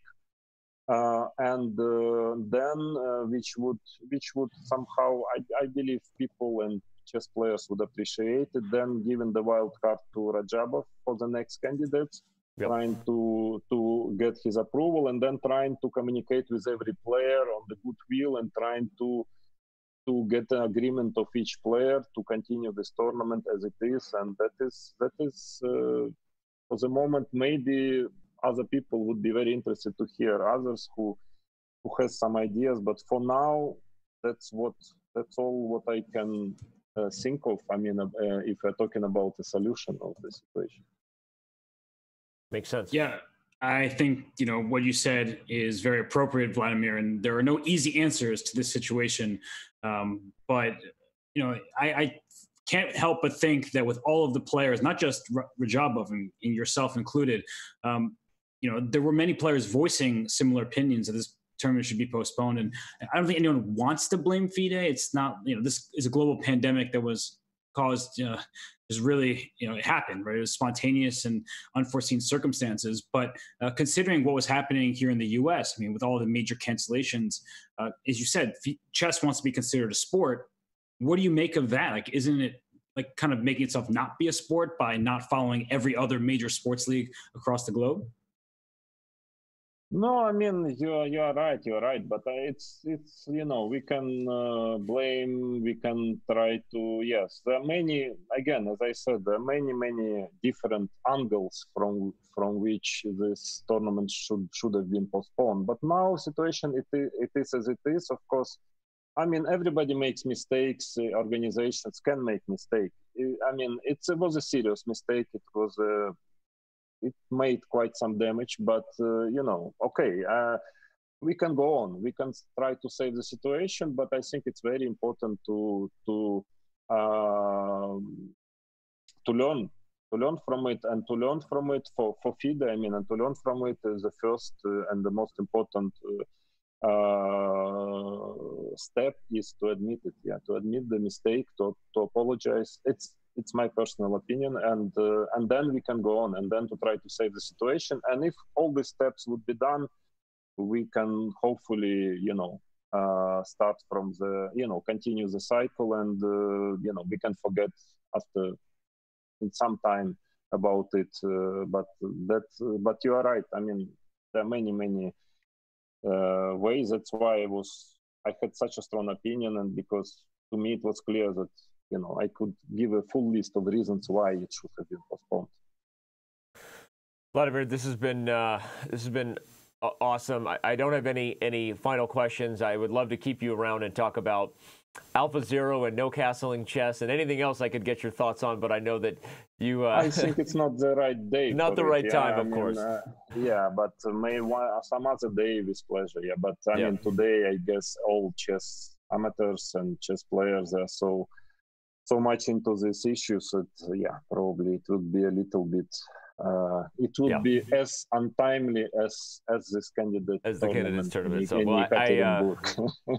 Obviously said that as as a bit of a joke, but also just a segue into letting you know again how much we appreciate you as chess fans, players, and just members of the community for being an ambassador to the game, but also outspoken and taking the position you did. I think it's a breath of fresh air to just get every honest and pointed take that you have about this. So on behalf of Robert and myself, just want to thank you for joining us, and hope to have you again on in a lighter note, in better circumstances, maybe down the road. Hopefully, yes. Hopefully.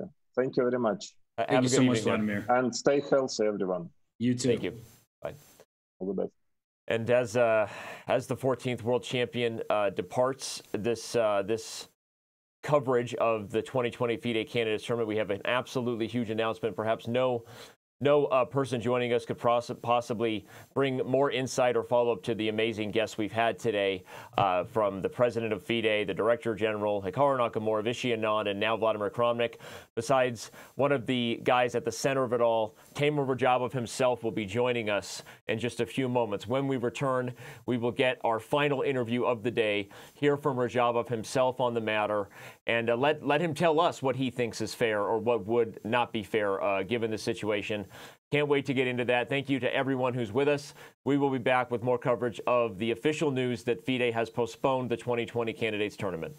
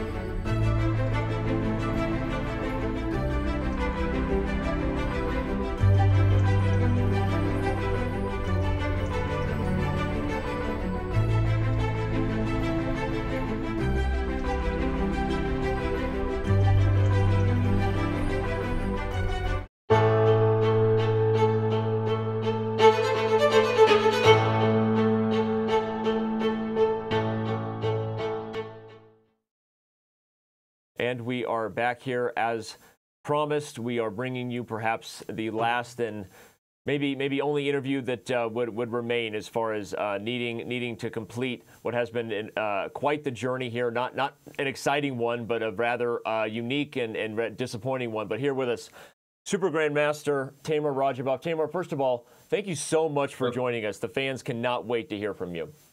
Yeah, thank you very much for inviting me. Thanks.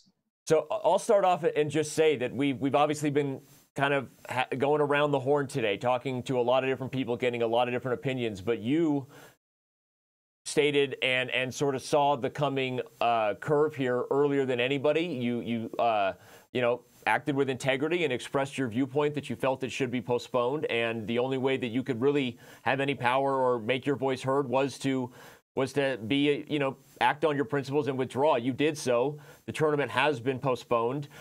How are you dealing with all of this? How are you feeling? And is there some vindication you're feeling? And what in the world would possibly make this right to you? Well, first of all, of course, I have expressed myself in the letter that I've sent to Dvorkovich at first. And then, as you know, talking about all the legal actions that FIDE can take in that situation, he told me that, he sent me the letter, official letter back. And it was written that it cannot be postponed non-legally, non-practically, which the letter was in Russian. So please correct me if I'm translating it right. But it was written like this, so that it cannot be postponed non-legally, non-practically.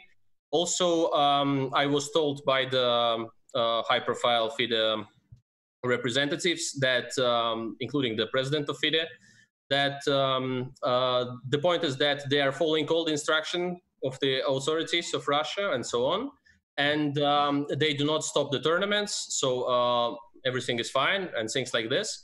But actually later on, the Minister of Sports of Russia said in press, and it's available, the materials are online. I can actually later send to you, or you can find it yourself. No, and in Russian, we believe you. Yeah, he says that in one of his interviews that the international federations, if they want to postpone events at the territory of Russia, they should send this kind of, the message or the request to the Ministry of Sports, and then they can take this decision. I was told otherwise, that once they are not stopping the events, the Russian Ministry of Sports, FIDE cannot take any actions. Okay, this was the first thing that they said, which contradicts with the words of the Minister of Sports, which I guess is the right authority, to know how things are in Russia and so on. Afterwards, after sending this letter and receiving this reply, and then I've got this deadline. Actually, I've posted it on my Instagram account, and there were these letters of FIDE with the deadline and so on. That I could say yes, I could say no, I could say whatever actually. But in case, besides yes, yes, I'm playing in these circumstances. I could only, there were two options. Either say, okay, no, take me out of the tournament because I disagree with this. And the second one was not to answer, which would be considered the same, more or less. So I just, a few hours before the deadline, I said, okay, if this is not possible to move the event, okay, I'm just withdrawing. So, okay. But beside that, they, at the time, somehow so that, the situation is not any kind of critical and so on. They were referring to some tournaments that is still ongoing there. But the difference between the FIDE event and the ongoing tournaments is that they're ongoing. That is the point. And once you are considering to start the event in these circumstances, you first of all have to take some kind of, I don't know if it's analysis or the General Assembly of FIDE or what is it called like? Or there are a few people who have to, talk to each other and decide what should be done in this situation. I don't know how it works. So generally, I think the decision there, they had to take the right decision, in my opinion. Now it proves to be right, and they're taking it, creating the whole entire mess, especially in the in this the contenders that are playing there now with plus scores and so on. So now the situation is super complicated. In general, I think FIDE should take some action to include me back into the tournament. That's what I think, and I think it's a fair decision. Or from my side, I think I have done everything there possible, and I just asked them, warned them. Actually, I also warned, the chess community by expressing it openly and so on. But there was no action by FIDE, and now we're in this situation. Beside that, on the 16th of March, there was the press statement. The statement from the Ministry of Sports of Russia that all the sport events should be stopped. On the Russian territory before they send a new letter or something, or they confirm the new dates that are possible to resume the whatever events and so on. And then FIDE was already, conducting this ridiculous opening ceremony with a few thousand people. And actually there at this ceremony, they've got the message, and they certainly had to stop the event. But then there was some kind of, some kind of press, not the press release, I think some interview or something of Dvorkovich and Sutovsky, and they said that we're not being shut down because we have started on 15th of March. I don't know even, should I really comment on this? Is it something, valid? I should also consult the lawyers, see how it's going, and also all this, replies and all this stuff that, FIDE mentioned in their letter and so on. And I'm really disappointed with the situation. It's like, that this will happen. This happens in the middle of the tournament, the most important tournament in chess.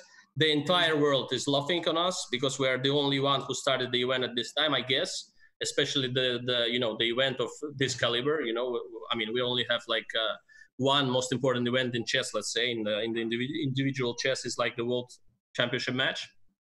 And as you have seen, all the chess players during the entire tournament, they were expressing, their vision on how it's going and going not good at all. And the hostile circumstances there for Grishuk and Wang Hao and all the others. And actually, in my letter, I expressed that I've sent a letter in Russian. I think it was translated on different sites. And I think there, I just said that beside all the situation with the coronavirus, and that the tournament is not clear what we will do. And actually, it was not clear for anyone. They said they know what they're doing. They took all the measures and stuff. And as we know that, FIDE is the authority in chess, but as you can see, even a huge states with a great power and the abilities and so on, they cannot fight the virus. But FIDE somehow said that they're able to really do everything possible there in the situation, but actually nothing you can do about it, to be honest, at the moment, and it's not clear what you really should do there, beside the postponing the event in these circumstances. And as you can see, for example, the billion-dollar industries are suffering from this, and they're moving events that cost like hundreds of millions of euros and dollars and so on. And actually, we cannot postpone one of the most important, one of the most important tournaments in chess just for for 5-6 months, let's say, with the possibility to play it at the end of the year and so on, which would be just a normal thing to do. All the other events as well are getting postponed now in chess and all cancelled and so on. And a lot of them were cancelled, I think, before the candidates as well. So I just can't understand it. It's like. Right. I just can't understand it, to be honest. Yeah. Well, Teimour, you've given us a lot to work with here, and I have a question for you. So we had some officials from FIDE on earlier, and part of what they were saying was, one, the situation in Russia was not so bad at the time. Two, they felt that you gave sort of an ultimatum. And so I just want to ask you, first, what information were you looking at that led you to your decision? Because I am strongly in agreement with you. And also, can you tell everybody what it means to you to play in a candidates and potentially have a chance at the World Championship? Because I have to assume you did not make this decision lightly. Sorry for the second one. Sorry, for the first I understood, yeah. And the second? So, what would have playing in the candidates have meant to you for a chance to play in the World Championship? Because I assume you did not make this decision lightly. Yeah, I don't get the second question. He's just trying to give you an opportunity to share your feelings on how important the candidates was, how upset you are that you didn't get to play. Yeah. Okay, that's clear. Yeah. So first of all, on the, I think it was on the 4th of March that I was talking to Dvorkovich at the time, and they also, how they actually said that I'm I'm leaving the tournament for the personal reasons and stuff like that. Okay, if coronavirus and the whole situation is personal reasons, what can I say? But certainly it's a strange thing by FIDE that they have done there. But okay, and regarding the situation, I mean, I was receiving. I mean, I have, as all of you and all the other people that are reading news and all that stuff. But beside that, I had some conversations with my friends and people that know some stuff in general in different circles here and in Russia. And actually, when Dvorkovich told me that, according to his information, it's not yet that bad and so on, and probably it's going to be okay, I said that according to my information, it's going to be really bad. And I cannot really tell the sources, but certainly I think that the other people that were talking to me, they probably don't want to say that they're I mean, they had this information and stuff.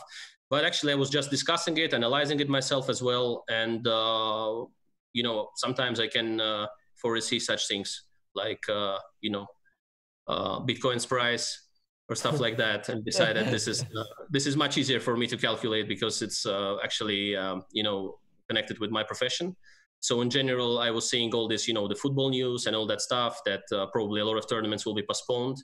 And already at the time when I was talking to Dvorkovich, some of them for sure were postponed. I actually mentioned that the sport events are getting canceled around the world in my letter. So generally it was also, I mean, even with the, just having general information was enough to understand that you will not run this kind of event of this importance that is very easy to postpone. I mean, it's compared to European, European Soccer Cup and, all these huge events. And especially now we can see the Olympics and so on.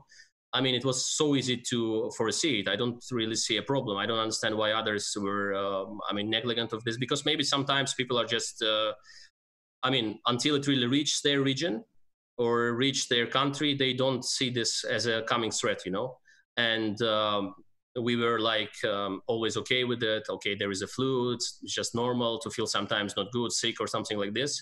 And probably it's just going to, to fade at some point and fade away, whatever, and be fine for everyone. But in fact, with my analysis, I clearly saw that it's going to be hard to play this 3 weeks completely out of any concentration in this case, trying to just keep yourself, working. As Magnus says, as you are already at the job, you have to do it there. Yes, certainly there you would be, sleeping, going to the game, preparing and stuff like that, would be trying to concentrate on your games, but it's very hard. I mean, it's in these circumstances, it's really hard. For now, we can see that, they're even having problems to move back home, to come back in their home countries and so on. At the time, of course, I didn't know that this will happen, but certainly I saw that conducting such event for, 3 weeks will be unbearable. And certainly hard for me psychologically to play in these circumstances, as I was receiving the informations like every second, almost like from entire world that everything is shutting down and stuff like that, and all the soccer events are getting canceled. And if you cancel such a big events, you understand that measures are taken because everybody understands that it's huge. It's not something simple. Right. And on that second question, tell us a little bit about how hard you've been preparing for the candidates, and as Robert said, how much it would have meant to you to be able to play and have a chance at the World Chess Championship.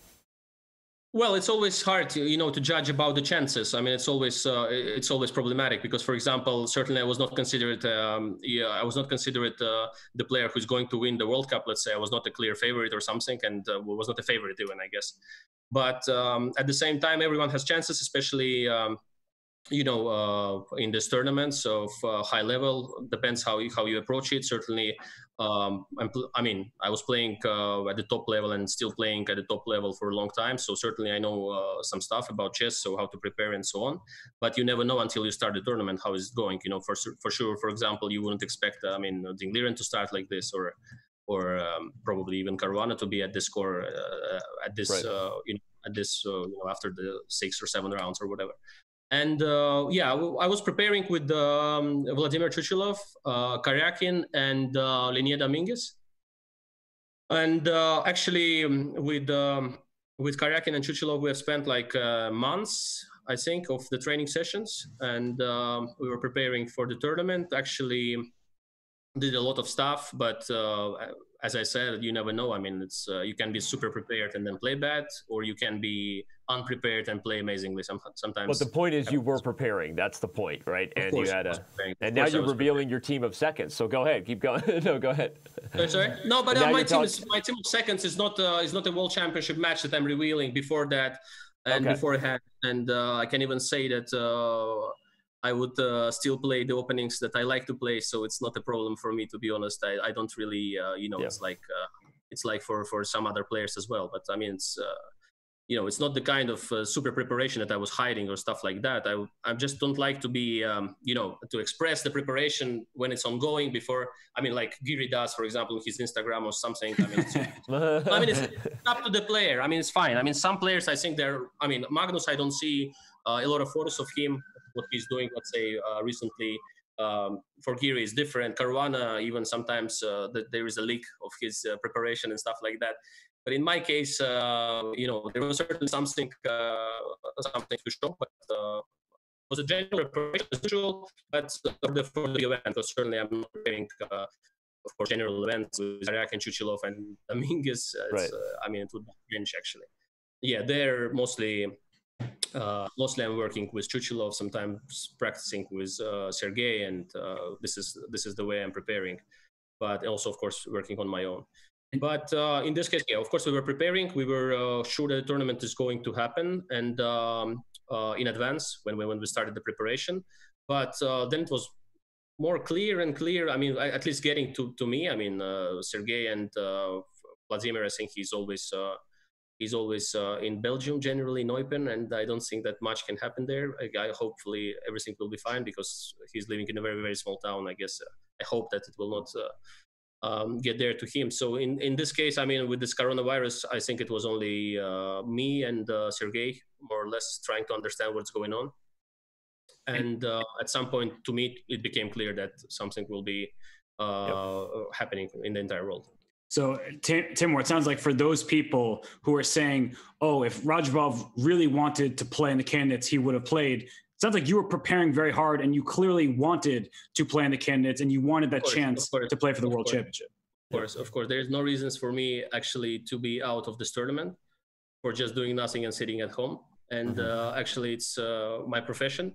And besides some jokes that they were talking about that I did on the Candidates Tournament, I was doing them because there is a kind of tradition in Azerbaijan, is when you say that, how to say that you don't want, let's say, for example, kind of thing, I don't know exactly how to translate it to English, but it's like when you say that you're not trying to win and you are trying to bring luck this way. So that was what I was doing through the entire interviews of the World Cup. And actually, in the final interview, I said, guys, it was, of course, all the jokes and so on. Of course, I was trying to win, and in every game that I'm playing, certainly visible by the style of the games I've played. That was all the fighting games in the World Cup and so on. So this, there are always things that people are talking when they don't understand jokes and humor. So it's just fine for me.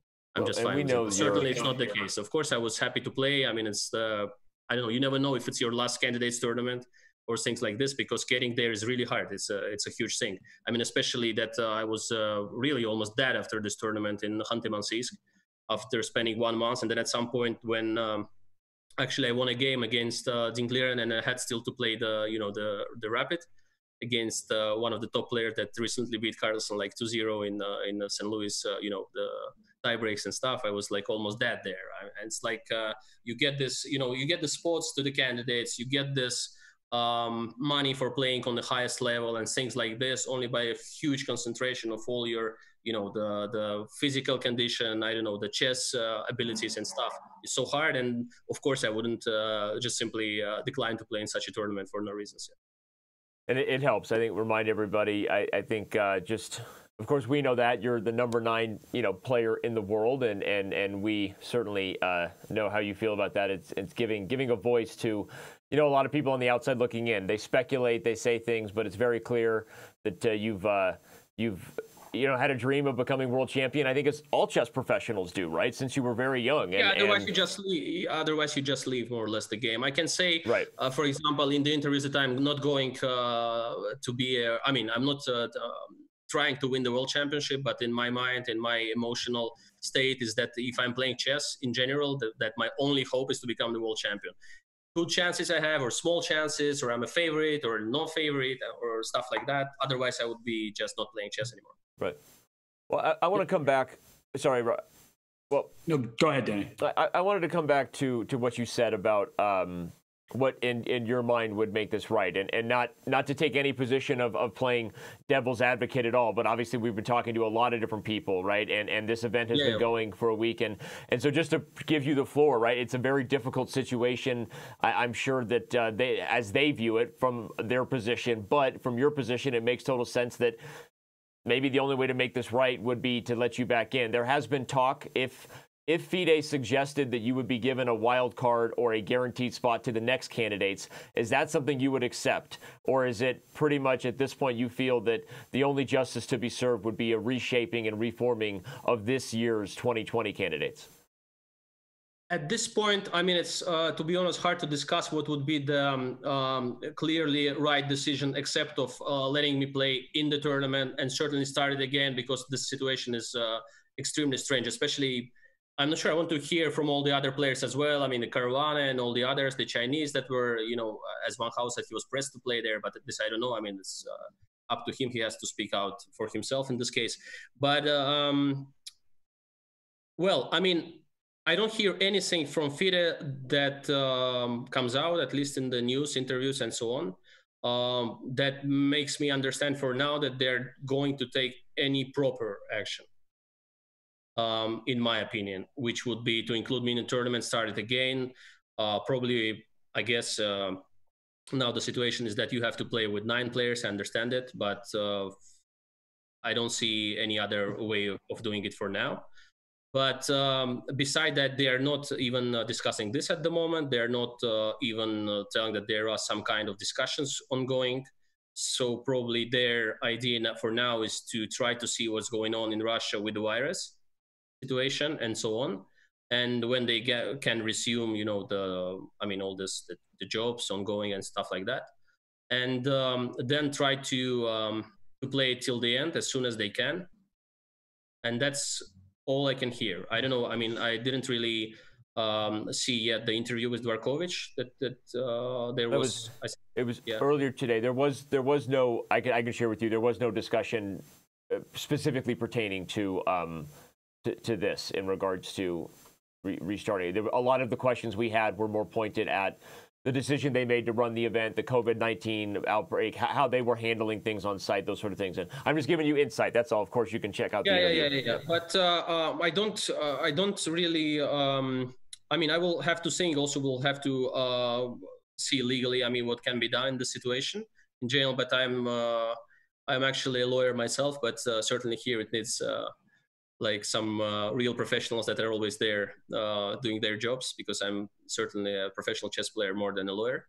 Right. So in this case, certainly I see a lot of problems with the legal interpretation of what FIDE did here.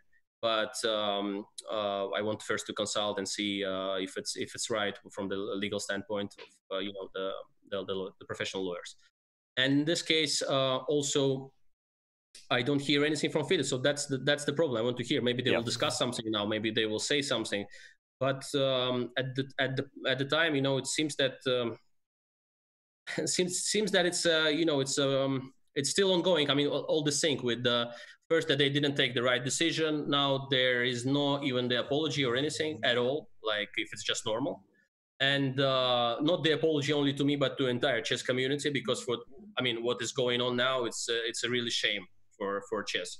Because, for example, now when you know that the situation is approaching, especially closer to 14th, even if my message was something like really far from the realities, what they thought or something like this, but 14th, 13th, 12th, 15th, 16th, when the Ministry of Sports prohibits all the events on the Russian Chess Federation, and the tournament is not yet started at all. So 15th at the opening ceremony, they already had this decision by the Ministry of Sports. Was it so hard there to foresee that things are going to end like this? Is it something?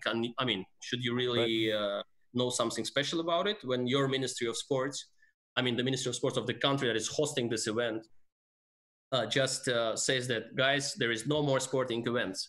and we say, guys, no, legally from 15th we're starting this tournament. Seriously?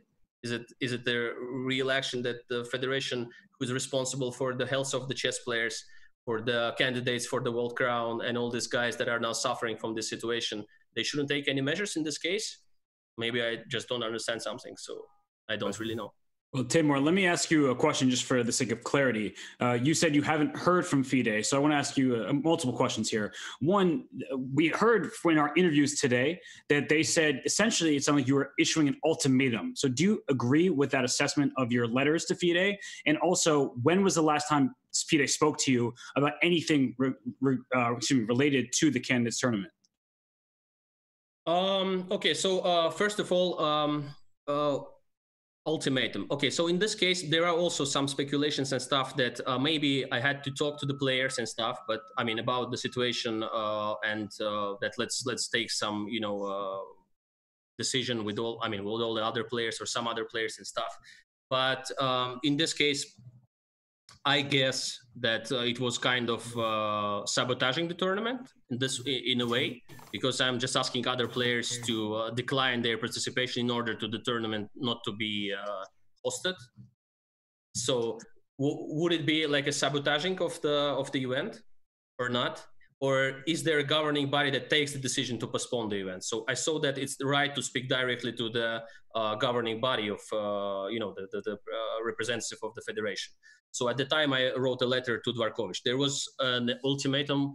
Can you call it an ultimatum when you say, for example, that the situation in the world is like this? I have all the letters, you have all the letters and stuff. And in case the postponement is not possible, I will have to withdraw from the tournament. I mean, what kind of ultimatum is this? I don't have any dates. There is not a deadline. I was always there for discussion. Was always possible to talk to me. And first letter that I did to Dvorkovich was not even an open letter, so he could really express things and talk with me and discuss the situation. What he actually did is that he said that he talked to me and said that we will have 2 days to discuss the situation. Then this came the ultimatum from FIDE that came to me, because it was a deadline with clear time when I have to support my decision with the official withdrawal from the tournament. So this was the ultimatum comes from FIDE, from my understanding. Yeah, and we heard from FIDE officials earlier today, and something that was mentioned a couple times was, in these kind of competitive environments, there are all these psychological elements. Some of them can be taken into account in advance, others cannot. And this sort of notion that if you really wanted to play, you would have been there. In fact, even Magnus Carlsen said that he felt like you didn't really want to be there because the Kansas is a tough event and maybe you weren't up for it. So, I mean, what do you make of these claims both by FIDE and the world champion? Well, it's a personal opinion, first of all. I think that the world champion certainly has his personal opinion. As me, for example, as a top chess player as well, I have some other opinions when he does something. So I have also my own opinion, and it's a personal opinion. So it's first of all, it is not supported by the facts. And if we're speaking from the legal point, certainly as well, is that I just won the spot to play the candidates, and I was legally there. I was preparing for the candidates, wanting to play it, and it is probably can be in any top player's life the last candidates tournament. Always, you never know if you are getting back into this, into this business, trying to qualify for Magnus and the match against him, of course. Yeah, and certainly, I mean, first of all, let's take it. Is it a tournament in these circumstances when everything is closed, everything is postponed, and all the events in the entire, other sport events and stuff is postponed, and also it's officially going to be stopped, I mean, by this Ministry of Sports and stuff like that? Is it the way to conduct the tournament in this situation? First question. Is it normal? I think not. Beside that, my willingness to fight for the world crown and to play in the candidates tournament, it's my own decision. I am playing there. I am in the tournament. I am preparing for the tournament. And some people can say he has no chances, let's say, so it doesn't matter if he played. Is it considered as just a normal thing that maybe he just shouldn't play there? Well, do you think if another player was writing that letter, they would have stopped the tournament? I think if Carlsen, for example, would write that letter, the tournament would be canceled. I mean, I guess if Caruana or others would say that, well, Caruana, I guess, would have a huge impact on this as well. I think this is not the right thing, to be honest, you know, to happen in general. But certainly we understand that world champion has like how to say. I mean, they hear his opinion much more than all the others. And it's generally understandable because he's a world champion. So generally, of course, I mean, if he's not playing the match, let's say, I mean, they should think about, you know, changing the world cycle or stuff like that. Or, you know, it happened in chess many times. There were even different systems that were found out, you know, all this different systems where you play the match for the world crown, like Kramnik against Kasparov, and there is a FIDE World Championship, so different, you know, situation that happened. Of course, world champion has some kind of huge impact on this. And certainly, if he would be there and he would say no, the tournament will be postponed. It's hard to judge. I mean, why he generally thinks that I was not going to withstand this pressure or stuff like that. It's I mean, I withstand the pressure in the World Cup for 1 month. I guess I would be okay to withstand the pressure for 20 days. But in these circumstances, just not right to play the tournament. We have seen the consequences that actually proves me right. So now, certainly, I mean, it's just I think not right even to discuss this from my side in the situation to really to make a lot of comments on world champions personal opinion. This is his personal opinion. I'm fine with it.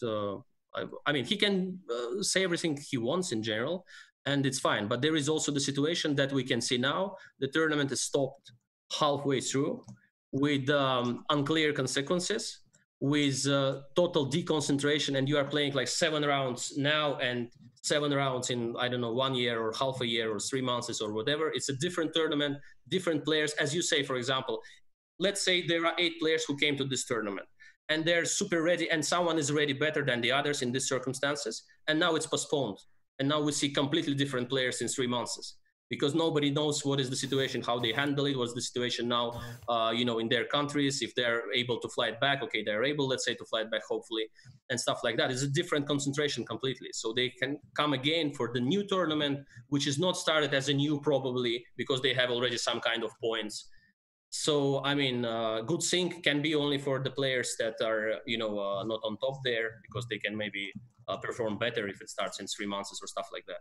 So it's really kind of personal opinion. It's hard to comment on it, to be honest. I mean, what I said is probably also a personal opinion, certainly. But I think in this case, it's more correct to ask me and ask me for my ambitions or my willingness to play or stuff like that, because it's only me who knows the real situation. I mean, you know, in particular in my case, you know, because I'm certainly was able to fight and was able to prepare. There were no problems for me, and so I was going. I prepared everything. Actually, my team was ready to go there. Had no problems at all with it. We appreciate you sharing so honestly and openly your feelings and thoughts about this. I think regardless of the opinion of one person, whether they're the world champion or not, I think I can say my opinion. I remember as you were, I think when we first met in Moscow 2002, you were the new boy from Baku, following in Kasparov's footsteps. And I've seen for many years your ambition and desire to become the world champion. So I agree with you, and I don't believe it's a fair or justice storyline at all. We know you wanted to be there, and I appreciate you being so honest and open with your feelings about that. I have a couple more questions if you're willing. Sorry, yeah, just one thing to add about Carlsen's opinion in this case is that generally we don't know what would happen if he would be there, first of all. And I can tell you that if he would see the situation with the virus, I'm not sure that he would participate, especially that he has a team of the managers and so on that would probably say that in these circumstances, you don't play there. We do not suggest you to play in these circumstances, and you should talk to FIDE or write a letter. I guess it would be, I mean, if I can also express my personal opinion, I think that would be the case with his team in this situation. On a match, not even sure that they would start a match like this. For example, the match one-on-one even. if they say that 8 players were there with 2,000 spectators on the opening ceremony. But beside that, I mean, if you would say that there is a match now or something, not sure even his management would support a decision to play the match in the circumstances, even though that there are only 2 players playing, and so on. So generally, I think that you know, in this case, I'm not sure that he would play in the circumstances, because now he's actually commenting from home and so on. He's more relaxed, and certainly when the pressure is there, and when you really have to play a tournament for 3 weeks, and you know that anything can really affect it, and especially imagine you are now going on the first place, and it's getting canceled like this, like we can see now, when you're preparing for your next game, and then they tell you have to pack and certainly go fast home and so on, and like really run out of the country for now. Is it just something normal when, as I said, when everything else is canceled? Right. When the situation close to the tournament, a few days before the tournament, was clear that you have to postpone it. I don't understand this decision. But about Carlsen's opinion, my personal opinion about Carlsen is that generally, I think him and his team, maybe not him probably, but his team in this case, they would consider seriously if he has to play in it. And yeah, the thoughts there are totally appreciated. I wanted to know, given the frustration. Just one last thing. I'm sorry to interrupt you. No, go ahead. It's your floor. Of course, don't forget that I have a very good relations with Carlsen, his family, and actually his team as well. I mean, it's just the personal opinions from him and from me. So it's we don't have any problems. So it's fine.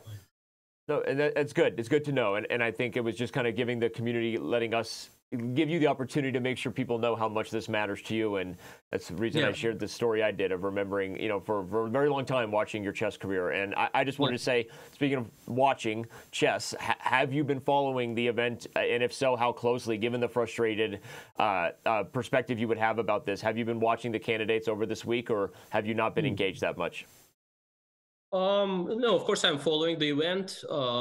Certainly, I mean, actually, to be in 2 words, chess is my life. Yeah, I mean, it's like always when there's something important, I'm following it. I mean, when there are some important games, or sometimes even the blitz games or stuff like that, even having fun and so on, you know, watching games like blitz games or rapid events and stuff like that. But especially, of course, when there are some top players playing against each other, of course, I'm following it, and especially the candidates for now.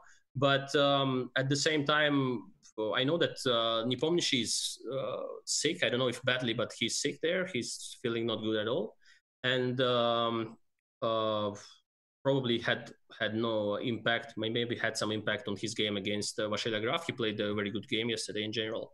And certainly, yeah, of course I'm following. But generally, I mean, I don't think that the level really is as good as it should be for this tournament. And some of the top players that were considered the favorites, Caruana and Ding. I have my general, concerns about the Ding Liren's spending 2 weeks, somewhere outside Moscow there, and which really impacts his play a lot, is what I think. Mm-hmm. Because I mean, being on quarantine, not in your hometown, and really before such an important event, I think it's a hard thing to bear, which is also I think tells in his games in general. I think you wouldn't even expect him to play like this in 2 first rounds. Certainly could happen in any other tournament. I'm not saying, but I mean, this really has some impact, I guess. And Caruana's play at the moment is far from brilliant. Well, I have one follow-up that I wanted to get your opinion of, and I think a lot of people watching this, obviously the broadcast online, are curious. If FIDE had made a decision and decided to run the 2020 FIDE Candidates as an online event, under circumstances, assuming everyone would be proctored closely within maybe by a FIDE arbiter in a better, more sort of controllable setting, obviously for COVID-19 concerns, right? But assuming those circumstances were handled properly and that the spread of the virus was not a concern, would you have considered playing the event while it is sort of unprecedented, I think there are some interesting things to consider. The NBA, while it is NBA 2K on Twitch right now, is still not the NBA. It's not LeBron playing against Giannis, right? There's arguments for chess that chess is the same game online as it is over the board, right? Would you have considered an online replacement for the 2020 FIDE candidates appropriate, and would you have participated if FIDE had chosen to go that route? Fischer, if I'm not mistaken, was playing at some point by the telephone, was it? There was some match, no? Yes, and by Morse code long back in the day, but go ahead. Yeah, but to be honest, I think it's like it's closer to me to the you know, I mean, of course, the online chess is a great thing, you know, and all these blitzes and rapid sometimes just keeps you in shape and so on for many other events and so on. But I think it would be a bit closer to the tennis match that you would put Federer in Switzerland and Nadal in Spain, and they would play against each other. Would be the same. I think it's really different. And I think in chess, it's a lot different when you play online and when you play the real blitz. I mean, for example. But beside that, for this event, I mean, it would be like only you in the room, like just moving the pieces and someone in front of you moving for your opponent. You don't feel the, you know, the I don't know, the face, you don't see the face of your opponent properly, I guess. And then you don't feel how he feels about the position, what emotions and so stuff like that. I mean, it would be hard. I would consider it, but it would be really hard to do. I mean, it's given the comparison I made, that it is at least the same X's and O's online as it is over the board, right? As far as the PGN itself, right? No, it's a different story. Yeah. No, go ahead. I was just curious. So. Yeah, I mean, it's the same game, but different story completely. I mean, it's a different kind of event. I mean, you should feel all the others. You should see the other participants, their feelings, all the stuff, how they behave, how they feel, all that stuff. I mean, really matters a lot during your games. Sometimes can one real, you know, smile over the board of your opponent or something can change a lot. And, you know, there are all these, you know, cases that somebody's even speaking during the games and all that stuff. And somebody's, you know, doing something during the game with the pawn or the piece or stuff. All this stuff is like it's a game of two people against each other, playing one in front of the other. And I don't think that really this online thing can, in this case, help such a great event, especially that I think it will be a different story simply. I mean, it's cool to make like maybe non-official candidates tournament there and see how it goes and try something, or make an event of, I don't know, like 7 rounds with some nice prize money or stuff to see how it goes. But generally, I think it's a different story. Maybe you can do something with cameras when you see your opponents and all these rooms, like, you know, like VR, whatever. I mean, maybe there are some things like this. But in general, I think at the moment, I don't think it would be a proper way to conduct this tournament. Okay. Well, appreciate the thoughts. I think it's interesting to see what a top-level player feels so much about seeing the emotional, the body language of their opponents. I think it's insight for fans either way to hear your perspective on what that competitive environment is like. Watching someone flick the pawn in their hand, right, and just all that stuff. I think it's fascinating either way. Yeah, Robert, actually, I somehow in some. You know, in some situation, let's say in the World Cup, my for example, body language was not the best, but somehow this way I managed to trick them all because I was in a super shape generally for calculations and like, you know, the opinion wise, I was preparing on my own, but I was really doing a lot of work there, even during the event. And so in this case, you know, my body language was so bad that they saw that they're probably playing against someone that will collapse now. But actually, that was the vice versa situation. Yeah. Well, Teimour, as we wrap this up, and thank you so much for our time. I do have a question for you. You know, if FIDE officials are watching this, is there anything you would like to say from them? Say to them, excuse me. And you know, do you want an apology from them at this point? Certainly, but not. I mean, first of all, to the chess community, of course, because I think it's a shame what is happening now. And I can see also a lot of fans, I mean, really thousands of people writing about the situation and on Twitter and so on. And mostly, of course, I see it when they mention, you know, my name on Twitter, and then I see more comments, of course. But in general, I think they should apologize to the entire chess community. It cannot be supported, in my understanding, non-legally, by the just common sense, what has happened for now. And it's an unprecedented situation that was to my mind, it was easy to avoid it. It was much easier to avoid it than to really now fight with these consequences. I mean, it's just I mean, their idea for now is, in general, to just conduct the tournament and finish the tournament. So now it's all they want to do. And in this situation, I'm in general, I mean, I have a contact, and certainly I was talking, actually you asked it, I didn't answer.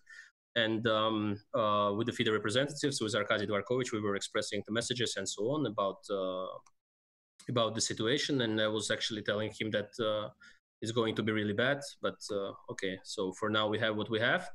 And it's a pity that certainly at some point, I think there is a problem that I have also expressed in one of the posts on Instagram, is that it's an individual sport mostly. And so there is no, like, this association of chess professionals should be more active in this case, but they send letters to FIDE that was not answered as far as I understood.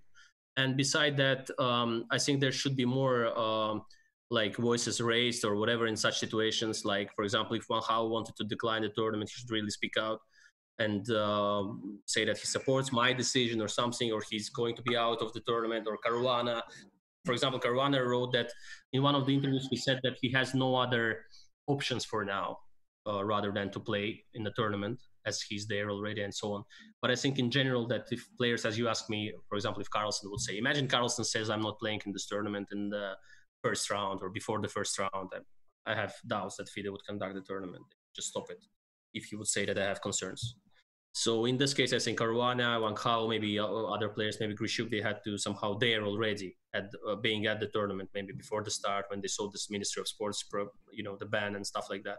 Maybe they had to speak out. But certainly this is a bit of a problem for chess, because it's an individual sport, so everybody speaks on his own, and there is not much of the support, between the players and so on. So generally, that's why we have this situation where only generally for example, what world champion will say will matter in general. That's why we don't have this kind of thing that, okay, let's say Raja declines. Guys, the situation is really terrible. We don't know what will happen and so on. Let's postpone it. Let's write an open letter to FIDE.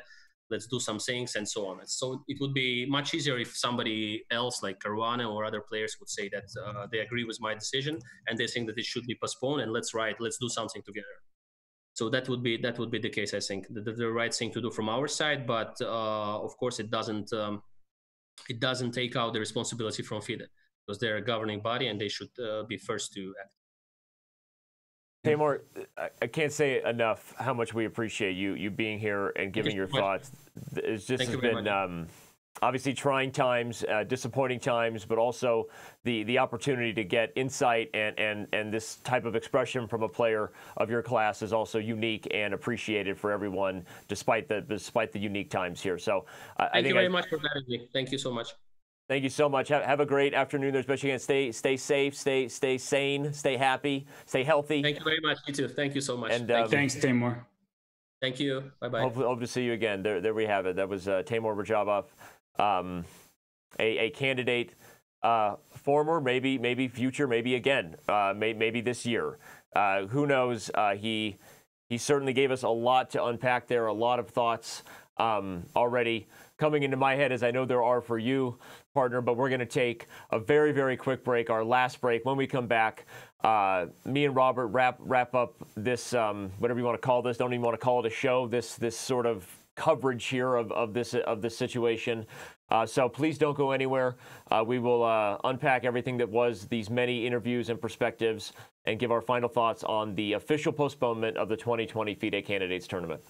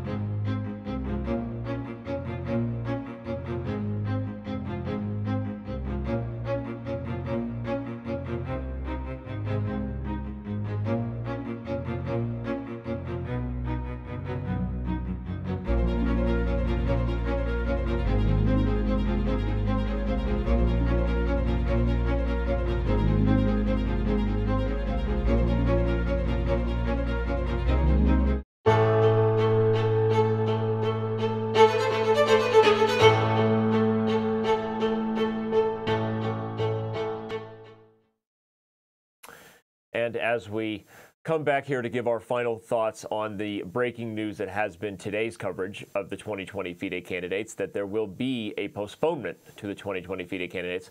I want to first thank everybody who's tuned in. We've had a lot of viewers, and that's not really, not here to watch chess, but to get the thoughts of these great chess players and minds, Robert. I don't even know where to begin, right? You and I could probably sit here and talk just for an hour and, turn this into a podcast. There's so much to unpack here. I want to let you have the floor a little bit. We went from FIDE's perspective to the playing perspective of some top grandmasters who don't necessarily have any skin in the game.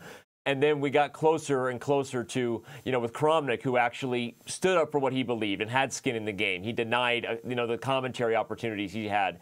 And then Teimour Radjabov with, the most right and position to have an opinion about something being done differently here. Your thoughts on just what this was, and I will like all the fans here, sit and listen to Grandmaster Robert Hess. Well, address many different layers here. First of all, Kramnik. I respect his decision not to commentate on the event. I am under, no contract with Chess.com where I have to cover this event. I chose to, and part of the reason I chose to was to get a platform and speak.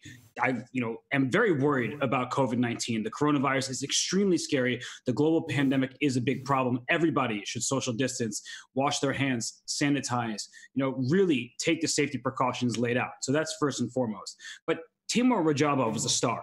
He came on here, he gave all of his rationale. People were saying, oh, he didn't really want to be there. I'm sorry, if you hire Sergei Karyakin, Chuchilov, and Leonard Dominguez to be your seconds, yeah, I think you're taking it pretty seriously. Right. And he said chess is his life. So Radjabov, he wanted this. And we had people from FIDE on this show here, and two words that came up multiple times, flexible and responsible. I think they were inflexibly irresponsible because, well, they had all the information in front of them. And just because the location doesn't have reported cases just yet, doesn't mean it's not following a trend that was set in other areas around the globe, right? You may not have the cases yet because the tests aren't there and people aren't being tested. And that is just in no way, shape, or form an acceptable behavior to me. It's like saying, oh, well, I didn't wear a helmet riding a bike, and that's a good decision because I didn't get in an accident. So that's okay. No, it still was a bad decision to begin with. So just because nobody, to our knowledge, has been afflicted with the coronavirus, that doesn't mean that it was an okay decision to have the tournament in the first place. And that photo from the opening ceremony is pretty much tattooed in my brain. And it is one of the most awful things I've seen in recent history because, hey, this is a very serious pandemic. It's everyone across the globe is suffering. And to see so many people crowded in such a small space, that's a big problem. So one more thing.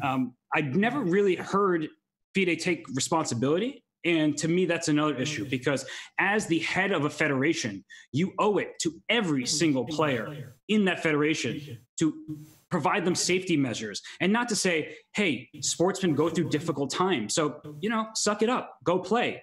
That is not how life should work. And I'm not trying to sit here on a high horse and be overly moralistic, but that's a huge problem to me. And I have the utmost respect for Arkady, Dvorkovich, and FIDE. I think they're doing a great job. A perfect job? Absolutely not.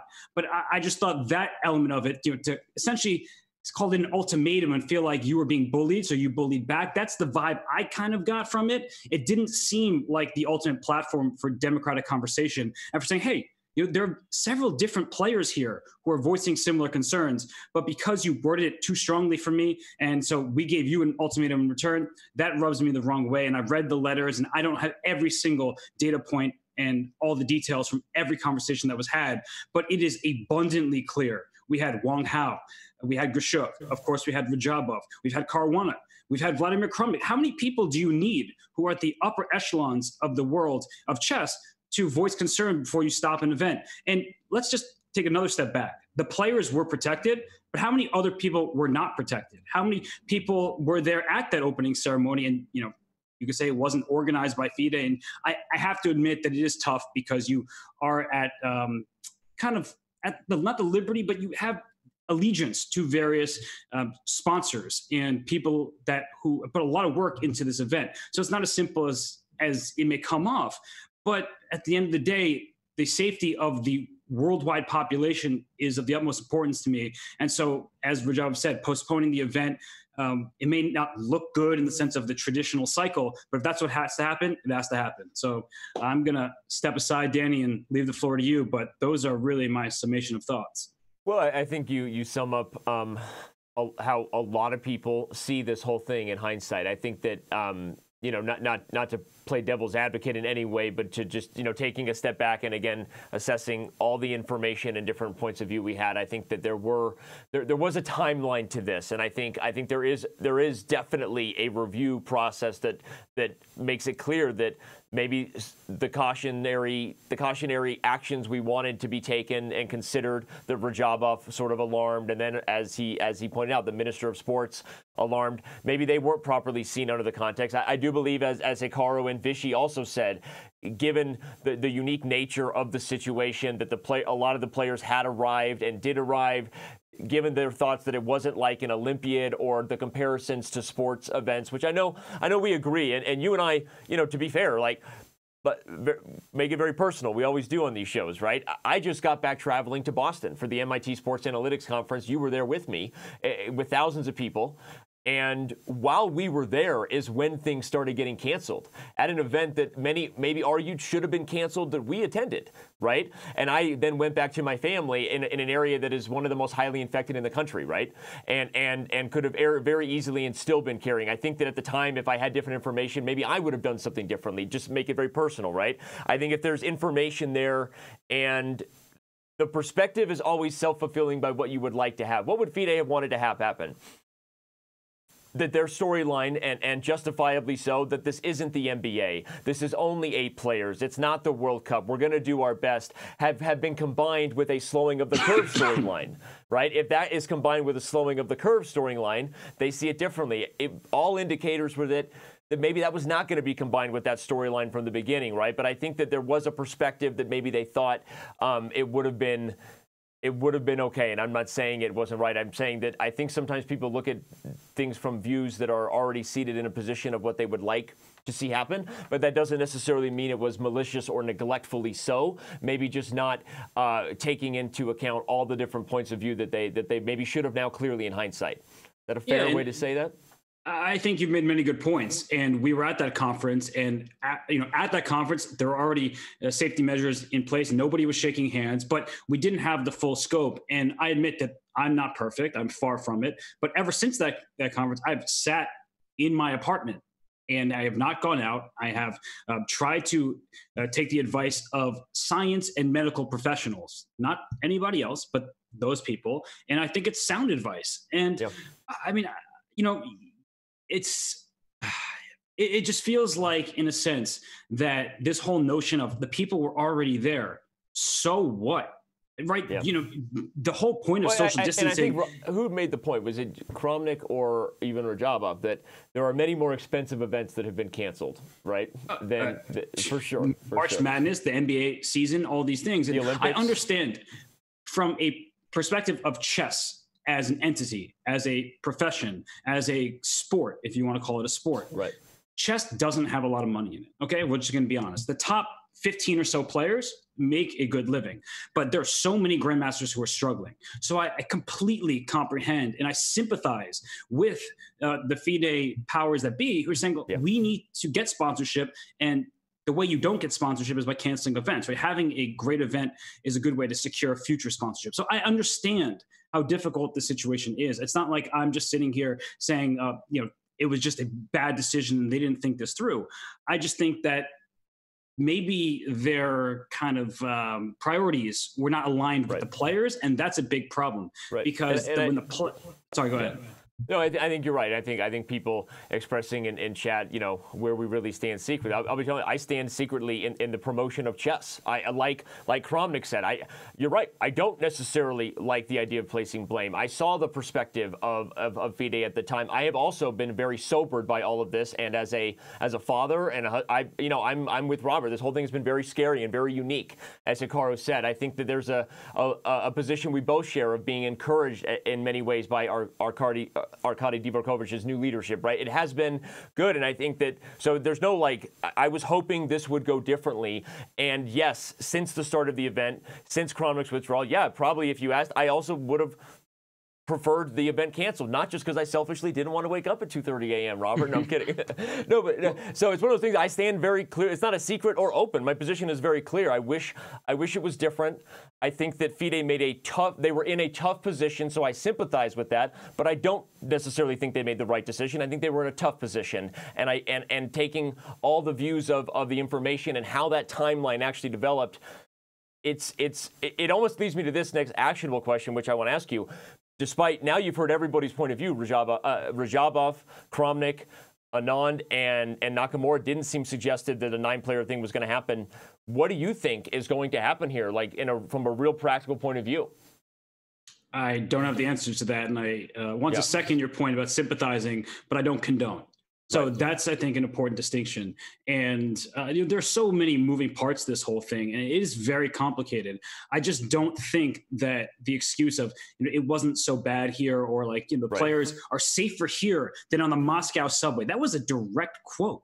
And Grishuk might have made that quote, but isn't the whole point of social distancing not going on the subway? So I just don't understand how all this is relevant. And I also want to say that I have no animosity towards the FIDE leadership. Like, I have tremendous respect for what they're doing. It may sound like I, am this really just kind of angry person, but I'm angry just because it felt like it was very clearly the wrong thing to do. And honestly, if I'm looking at it, when just one player is saying we shouldn't do this, that has to start a dialogue. And I don't think the onus is on Radjabov to then go and say, hey, to all the other players, let's form a coalition together. This isn't some union work. This is saying, there's legitimate concerns across the world. And look what happened to Teimour. He was replaced. So if you're the other players, and this is your maybe one shot to play for the World Championship, and you say, hey, I can just get replaced, that puts the individual in a tough spot, and that decision shouldn't have been in their hands in the first place because of this global pandemic. And to answer your actual chess questions, now that I've gotten all that on my system, what is the solution? I think that Teimour spoke eloquently about this, that he feels like he has a legitimate right. He earned his place in the candidates. And just because he was sort of, in his view, and sort of how the situation arose, that he was, in a sense, forced to make a decision at a given time in a very difficult climate, that I'm kind of with him. But I also like that he was inclusive of Maxime. He said 9 players, right? He never said, we should start this over, just the 8 players that qualified or were given a wild card. He said 9 players. Would I be opposed to that? Absolutely not. I think that would be a very interesting idea. It's difficult to figure out if that's the quote-unquote right thing. There are no real right things when everyone around the world is suffering and you're trying to put on the chess tournament. But yeah, I mean, I like what Kramnik said. Essentially, that he is struggling to focus on chess. I've been struggling, despite doing the commentary every day. As soon as I'm done, before I'm even live, I'm just thinking about what's happening in this world and feeling for people, being an empathic person. And so, I don't know where to go from here. I don't know when that tournament will take place. Will it take place in 3 months? Will it take place in 3 years? We just have so many more question marks than answers at this stage of the game. And I know people who have been unfortunately diagnosed with coronavirus, some of whom are in medically induced comas. It is really scary. I mean, there are people dying around the world. So in the grand scheme of things, this one chess tournament cannot take precedence over all of that. So I think I've said my piece. Danny, I don't know how much of it you agree with, but no, I mean, I feel very strongly. I don't disagree. I think seeing it, like I said, I think sometimes there's decisions that are made, and there's reviewing the actions, or let's say motivations behind it. I do not imply any sort of malicious or neglectful intent. I imply mistakes, and I think what happens from here is going to remain to be seen. And I want to leave it on a final question to you. You mentioned whether the fact that there is no union in chess like there is in other sports, right? Do you think that Radjabov might regret not having been more unionizing amongst his players? Because if FIDE does not ultimately make the decision to include him back in, do you think that he maybe wishes that there was a different perspective to try to get more of the players to understand how he felt and handle it differently? Or is it just that the precedent of how chess players have to act as individuals, hindsight, there's no way he probably could have had the foresight to need to do that? I mean, chess leadership has a very complicated and, let's just say, inglorious past, right? I think that's a fair state of the chess leadership. Now, I think Arkady is great, and the cabinet he's filled, he's put chess players in positions where they're making important decisions for chess players. I don't think the intent is off. I just think there's not an alignment of how to accomplish the things that they want to accomplish in this particular situation. I'm already forgetting your question, honestly, Danny. It was whether Radjabov, might have considered reaching out to players. Yes. Thank you for reminding me. So I do think that maybe he regrets it because it might have accomplished his goal. But that said, I still don't think that onus is on him. Why should he bear that burden to form a coalition of the players that he's competing against? Right. That's the thing that he said. This is an individual contest, and you're all vying for the same world championship aspirations. And so it's really difficult to go extend an olive branch to somebody and be like, hey, Fabi, man, this situation is really grave and concerning. And that's an awkward thing in of itself. And by the way, what are you preparing against the Berlin while we're at it? Yeah, I mean, that's part of it. And why didn't FIDE pose that question to the players? Why should Radjabov have to go and ask everyone when, if you are organizing something, aren't you trying to make sure that everybody is comfortable? Everyone feels that they can play the highest caliber game that they can, because that's what this tournament is all about. Determine who plays Magnus, the best player for the last 10 years and arguably of all time. So, you're creating these situations where now you're forcing a lot of stuff on the players besides focusing on the game that they come to play. And why is that correct? To me, that's not. And that is what I was saying days ago. FIDE is the leadership. They are in charge. They are the governing body. It is up to them to lead the way, not to go follow the IOC and other things after the fact. And okay, the day before Russia is about to shut down, let's go figure this out. And Teimour said it's not just about contracting COVID-19, but it's all of these other elements of, and Vladimir said the same, worrying about your family, worrying, are you going to be able to get home? Your mind is totally off of chess, and that's a problem in and of itself. So, I mean, Danny, I just can't spin it any other way. I don't see the bright side here for what FIDE has accomplished by having this event. We did have some fun. I will say that there were some good times. It was a nice distraction. Vishy said as much. But just because there were some nice times in the mix doesn't mean that ultimately it wasn't a bad idea. Well, remind everybody one last time, we don't need to. The breaking news is right below us. You've been a part of this journey with us today to get as many different perspectives and points of view as we can. I think it's a good time to wrap it up there and see where it goes. I want to express appreciation for not just everyone who's here and given their thoughts about it, those who've supported the coverage of the event amidst this sort of worry. And I think you said it well, Robert. Yes, it has been interesting and fun, a distraction as fans.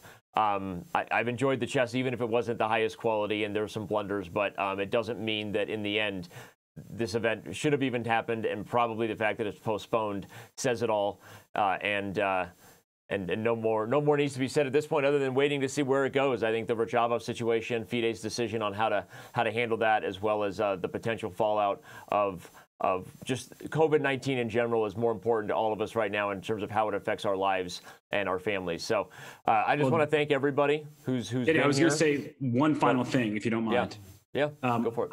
I said this the other day, but I still think that some of the dialogue is a bit unfair to the caliber of chess Jan Nepomniachtchi and Maxime Vachier-Lagrave. Now, I said we shouldn't be playing this tournament in the first place, but now that we have, I do think that this discussion of the chess not being up to the standards of what's should be happening, the optimal standards. If Fabi or Ding Liren were leading this event, I do think the dialogue would be different. I just wanted to say that one more time about the specifics of the chess. While I ultimately agree that there was worse chess than we should see and we could see under normal and less stressful circumstances. Well, and so now we could talk for a while. I don't know. I agree with you. That's a bit of a subjective opinion, right? Because MBL and Jan Nepomniachtchi have played fantastic chess, right? Regardless of whether Ding Liren and Fabiano Caruana haven't been on their best game, right? I think we agree on that. So Agreed. I think that there's, and maybe I think the bigger point you're making is that perhaps that particular angle would not come under criticism if the people we expected to be leading were leading, right? If Fabiano Caruana and Ding Liren were leading instead of MVL and Jan Nepomniachtchi, correct? Yeah. What you're saying? Right. Anyway. Yep. Yeah, no, and I agree. I just wanted to say from the X's and O's perspective, I think that part of it is interesting, and it does add, the whole thing, it all adds to the uniqueness of what we're all going through here, and who knows how that'll play out in terms of when this event does eventually resume, assuming it does, given the situation around the world. So, all right, well, again, thank you to everybody who's been here. We've done our best to bring you what we could here in this last minute kind of breaking news, breaking down of a different plan that was planned for round 8.